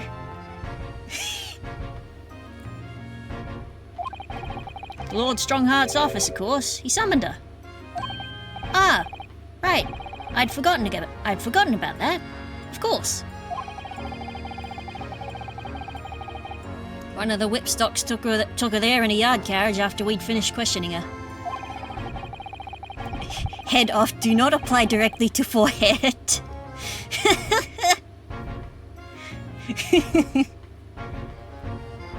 She asked us to tell you she didn't have the fare for the return journey and had to go and meet her there. She's got a nerve using Scotland Yard as a bloomin' messaging service. Messaging? I see. Well, thank you for passing that on, Inspector. Why did Susie have to go see the Lord Chief Justice? She didn't tell me. But I better head over to the Lord Chief Justice's office to fetch her straight away.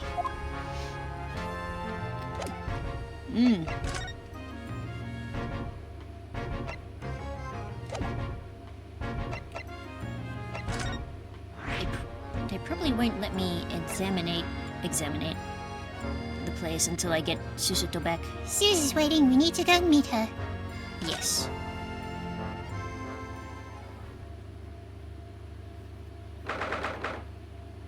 British Supreme Court, Lord Chief Justice's office. Yes. No matter how many times I come here, I always get the same sense of oppressiveness somehow. Do you think the place is oppressive? I think it's normal. How so? I mean, look at that suit of armor over there. You can't take that seriously, can you? Maybe it thinks the same about you.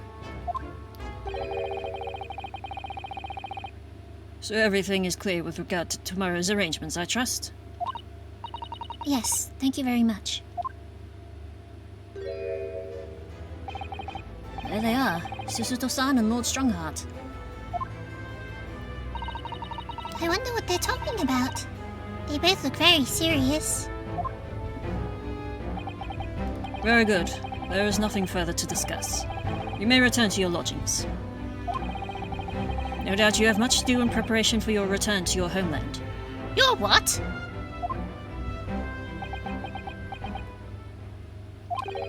Wait, what did he just say? Your return to your homeland? Susuto-san?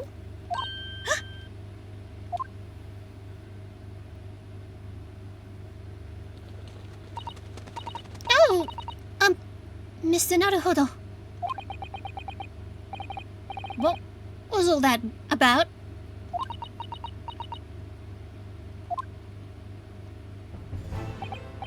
Ah, Mr. Naruhodo. Thank you for coming to collect your colleague. What's this all about? Why were you talking about Mrs. Suto's return to her homeland?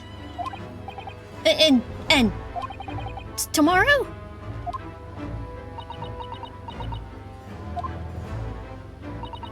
Tomorrow? But what about Jenny's trial? You mean... she's been formally charged now? Oh dear.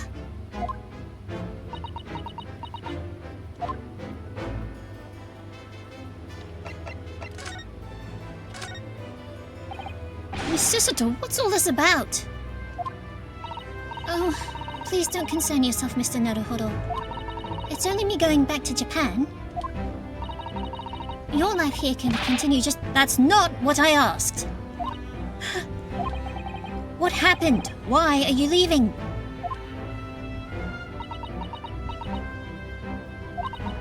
It's my father. He's fallen ill. Oh no!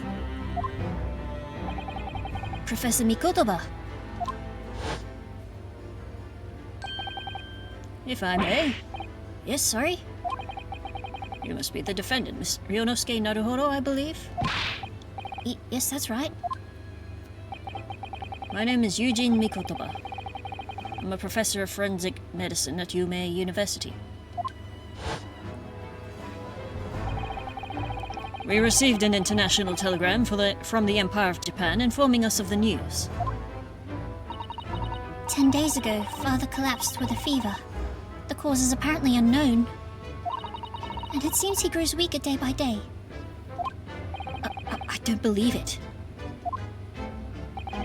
As you are aware, the voyage from here to your country's capital, Tokyo, takes some 50 days. I thought it would be prudent to hasten Miss Susato's departure as much as possible. Yes, absolutely.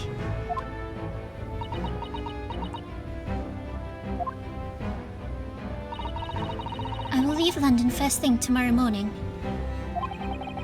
I can't believe this is happening. What about Gina's trial? See if I can sip my tea now.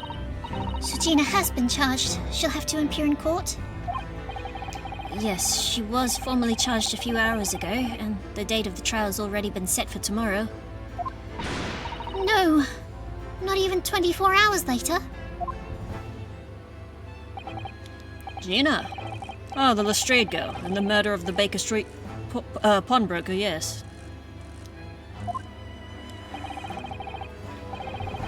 An all too conspicuous case. The pickpocket was clearly disturbed mid-robbery and shot the man in a panic. Ah, yes.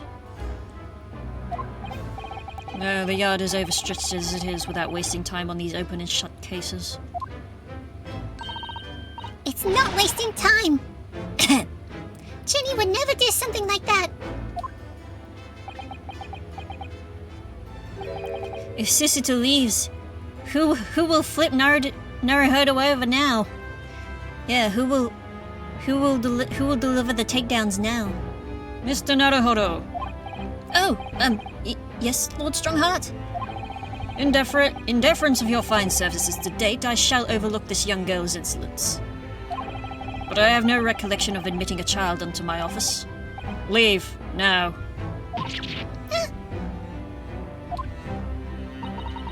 Of course, Lord Strongheart. Criminals will tell the most palpable lies in order to evade justice. The police can ill afford the time it takes to unravel all their untruths. Meanwhile, more crimes are perpetrated. I was about to say perpetuated. I didn't quite look at the word.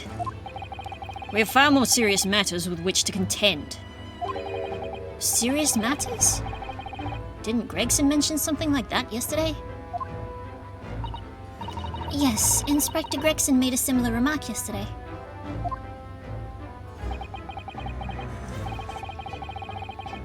It's no concern of yours, so I'm sure I need not remind you of that.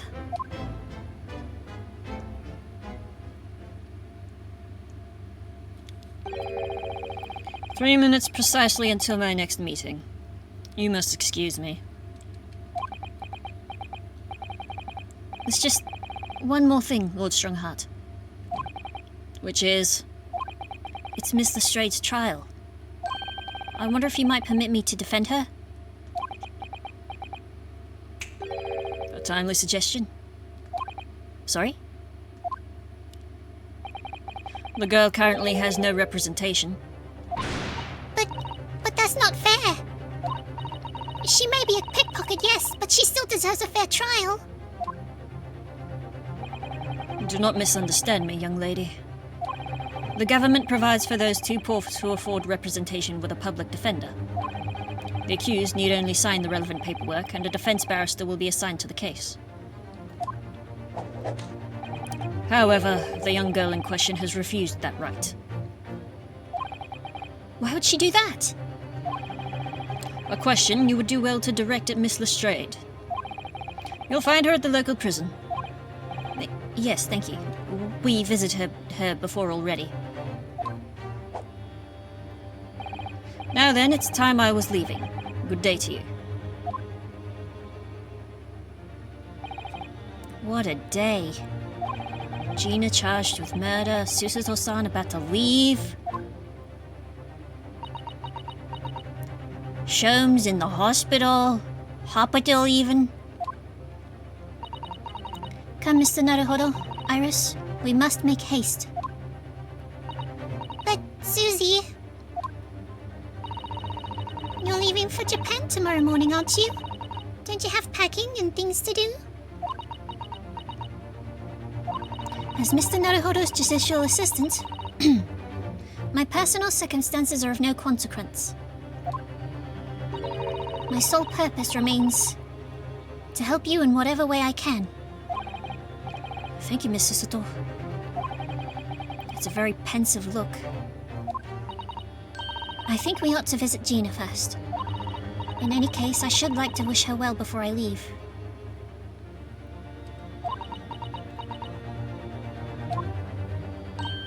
Yes, that sounds like a good idea. Let's go. So I was just putting my tea down on my desk, where I could just hold on to it for a sec. Without crushing my hand, or burning my fingers. If I'm honest, this has completely thrown me off. I'll just have to do what I can, as a lawyer.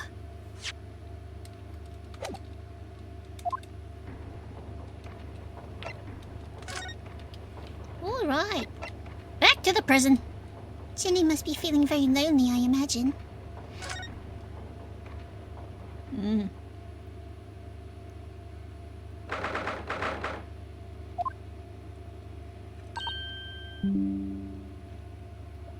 Ah!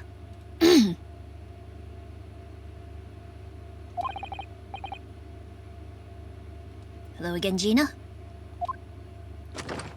Would the notification like to go away, please? Thank you. What are you lot here for now? To have the muzzle of that grenade launcher shoved in our faces yet again, obviously.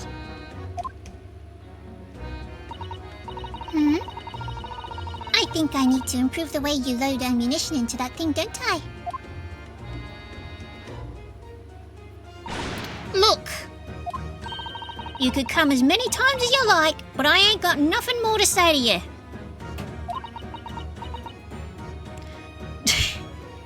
Just heard the sound of a gecko falling onto the outside of my air conditioner box.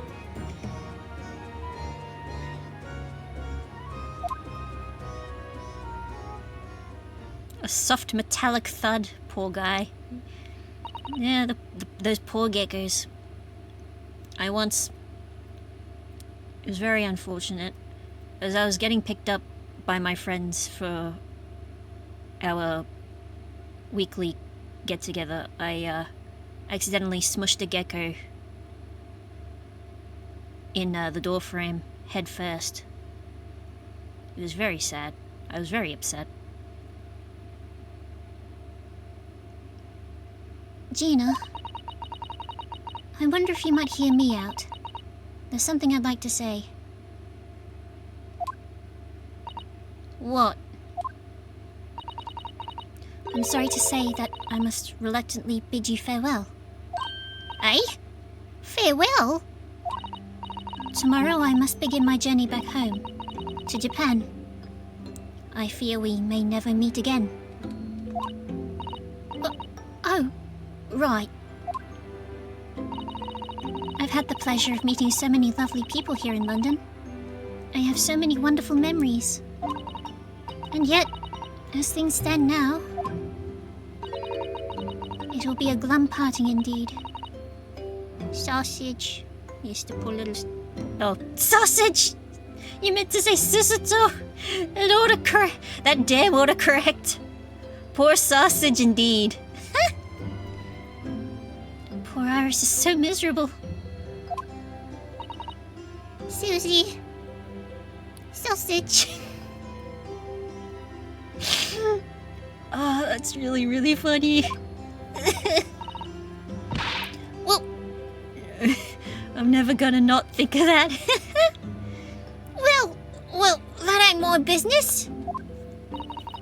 Both Iris and Mr. Naruhodo believe you to be innocent, Gina. They've put their faith in you. But somehow you can't find it in your heart to put your faith in them. Yeah, that's right, I can't. What of it? It grieves me greatly to have to say goodbye to my friends when they are so clearly unhappy. Because of you. What? What? It's my fault? To be blunt, yes, it is. Yes. So I have one final request, Gina, before our paths never cross again. Right here and now, I want you to show both of them that you don't deserve the faith they've invested in you. Eh? Only by doing that will you truly be as alone as you claim to be. Whew. That's burning cold. What are you talking about? What do you expect me to do, eh? You've told us that everyone lies. So prove it! By admitting one of your own untruths.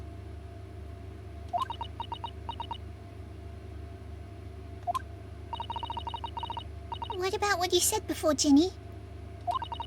You said something about unforgivable lies.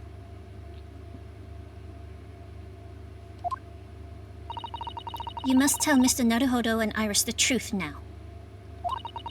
That is my last request before I leave. My last request as a judicial assistant.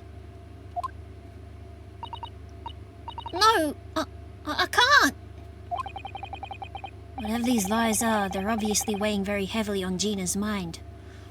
Almost like a pack of black psyche locks. Or something. Psycho locks. Gina, I could be wrong, but...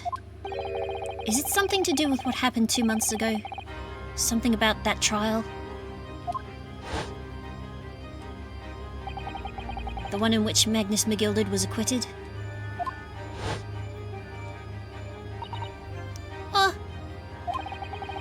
The case of that mysterious murder that took place inside the omnibus?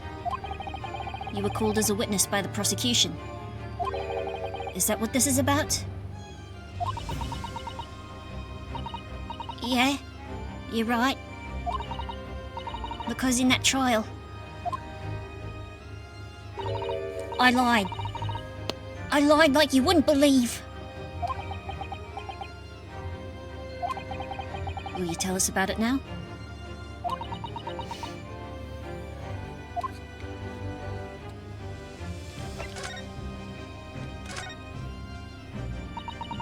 Like you said, it all happened 2 months ago.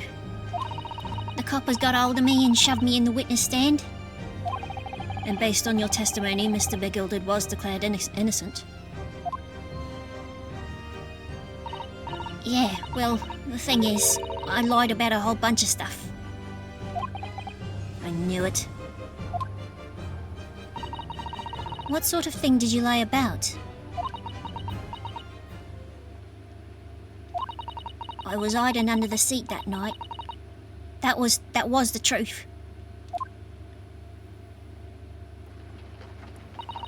It was pitch black in that little cubbyhole. I couldn't see a thing, and then I heard that loud thud, like someone falling on the floor. That's when and that's when Mr. McGilded discovered you? Yeah. He pulled me out from under the seat and sat me next to the dead man. They weren't much light to see by, but when I looked at my hands, I had the cove's blood all over them. I was so scared I couldn't even speak. You had his blood on your hands. In other words, it was Gina that the witnesses on the roof deck saw through the skylight.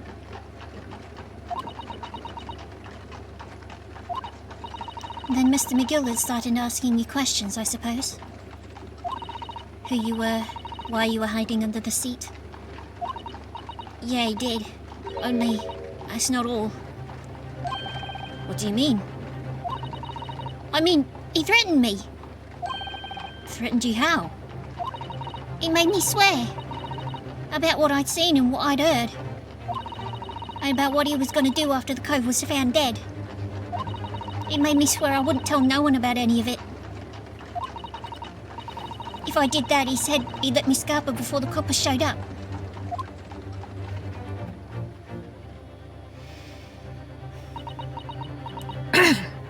Goodness. Sorry. Gina, you must tell me what he swore you to secrecy about. What you saw, what you heard, everything.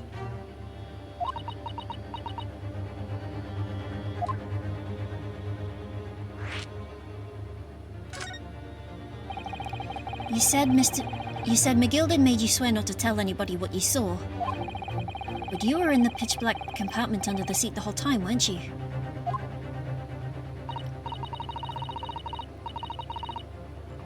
Yes, with Mr. McGilvard sitting above your head, if I remember correctly. Yeah, that's true, but it was when I heard the thud of the cove hitting the floor. I let out a little scream, see? Couldn't help it. McGilvard heard that, dragged me out by my arm. And that's when I saw it. He was on the floor next to the old geezer what had been stabbed. A disc all bright and shiny. A disc? Do you mean? Yeah, that's it. The one what the D took off me at Winterbanks. So the music box disc was there on the floor of the omnibus? Not for long. McGilvard spotted it straight away.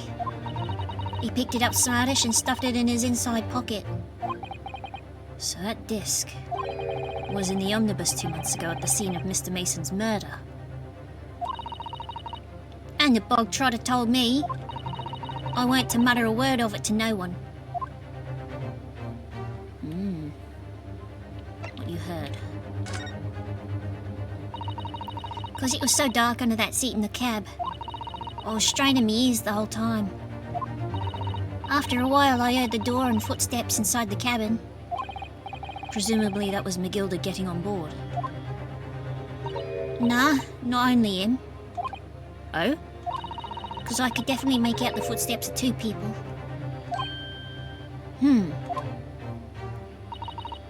In that case, it would seem likely that it was Mr. McGilvard and the victim. Mr. Thrice-Fired Mason. In his testimony during the trial, McGilvard claimed he slept during the carriage ride. But whenever I'm in a carriage, I'm taken with a fierce tiredness and I always succumb to it. And your own testimony, Gina, supported this.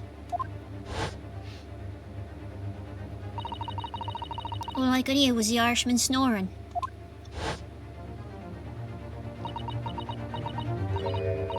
Yeah, that weren't exactly true. Neither of them was asleep. I could hear them talking the whole time in low voices. What? What were they talking about? Sorry, I don't know. The sound of the horses and the wheels was too loud.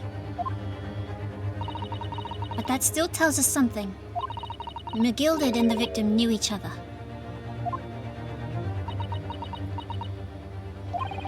So McGilvard was lying as I suspected. What happened after the event? Just one moment.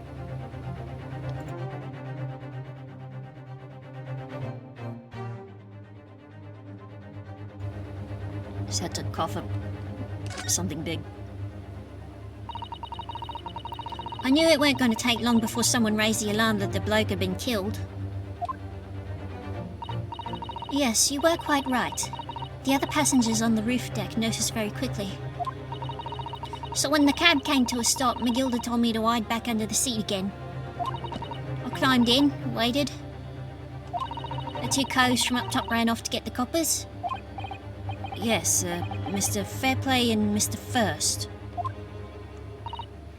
Right, and after they'd gone, McGilda asked the driver to do him a favour. A favour? Now then, fella, what I need you to do is take this coat of mine and deposit it with a nearby pawnbroker. And for your troubles, let's see now, I'll give you 10 guineas. Oh boy. A nearby pawnbroker?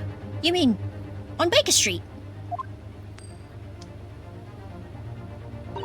Yep, you got it. It was Winterbank's. The coachie snapped up the money and ran off to pop this coat as fast as he could. So then there was no one left in the carriage. McGilda opened the box under the seat and let me get out of there. But not without conditions. I see.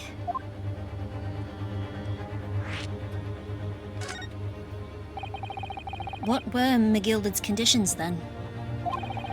For letting you go free, I mean. Not telling a soul. Not for anything about what I saw and what I heard.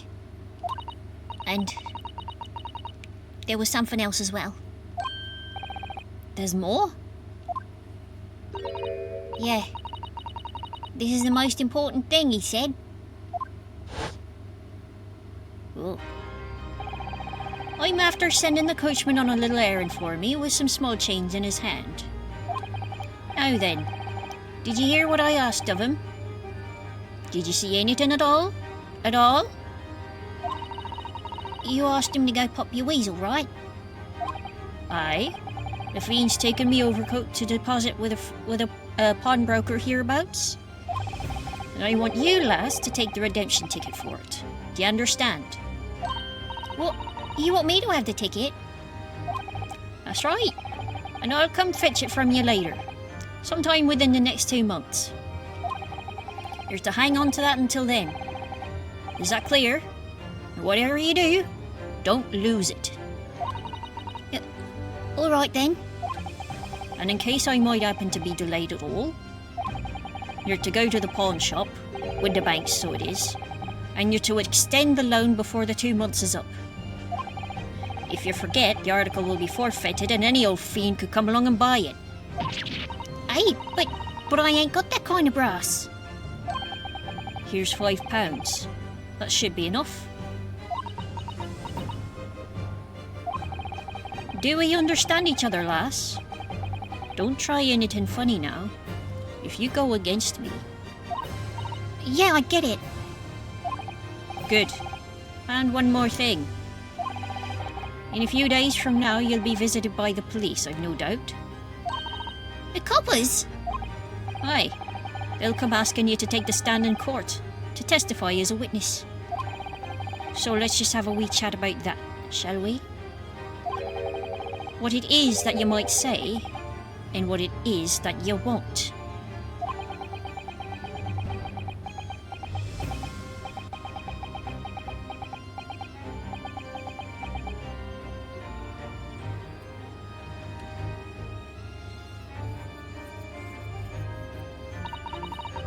After he'd gone over it all, I piked it as far away from there as I could. He hid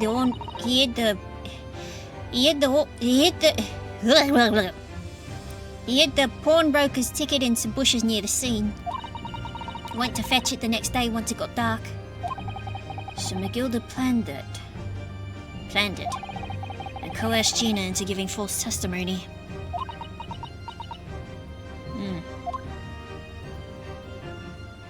Concerning. Very concerning. Well, I bet you're ready to string me up, eh? I lied in that big old courtroom.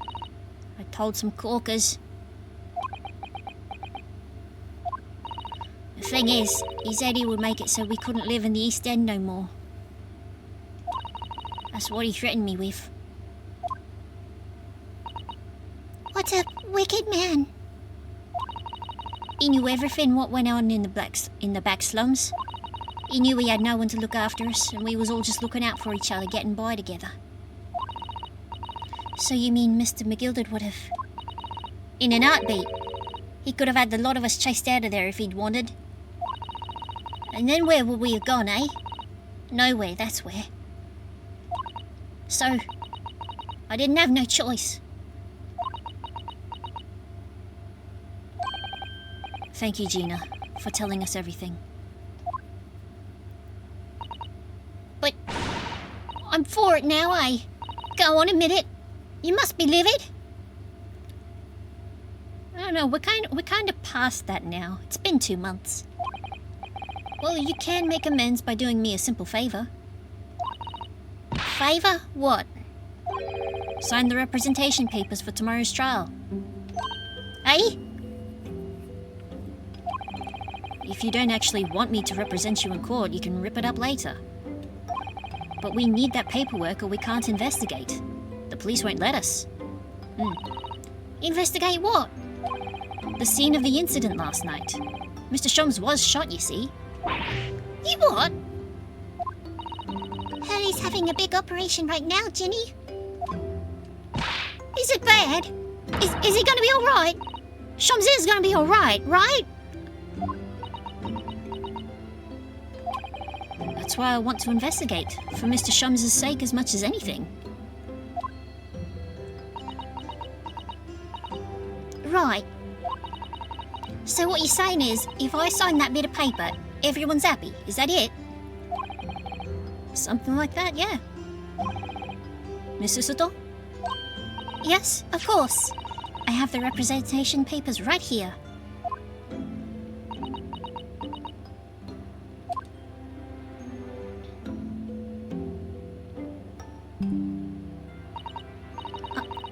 I don't need no one to stick up for me, though. No lawyer or nothing.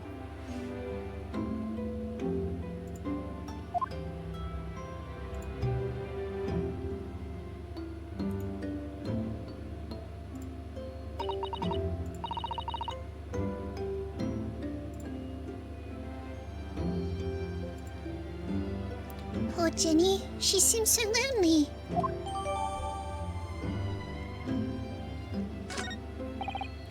Well, at least this should mean we can investigate the scene at Winterbanks now. Yes. And perhaps we can come back to visit Jenny when we're done there.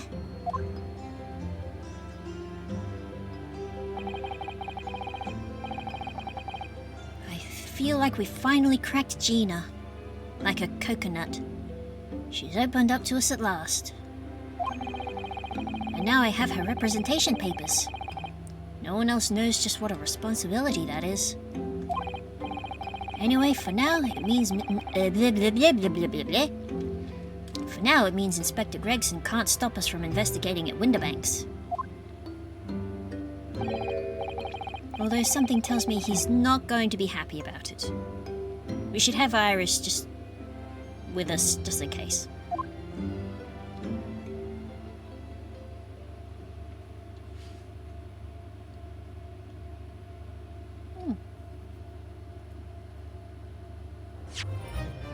Yes, I would like to save my progress. Investigation Part 4? Goodness gracious. Let's see, it's 10 past 11. How long have I been? 2:49. 2 hours 49 minutes.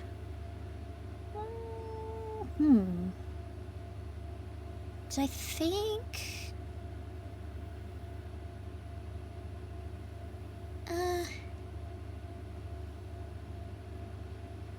Because I think part 4 is the last part before the trial, I think.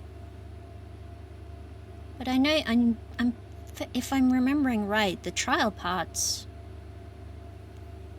go pretty long. I think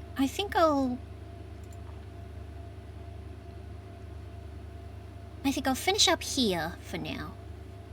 We'll do the last investigation and then the first part of trial, if I'm remembering this case right.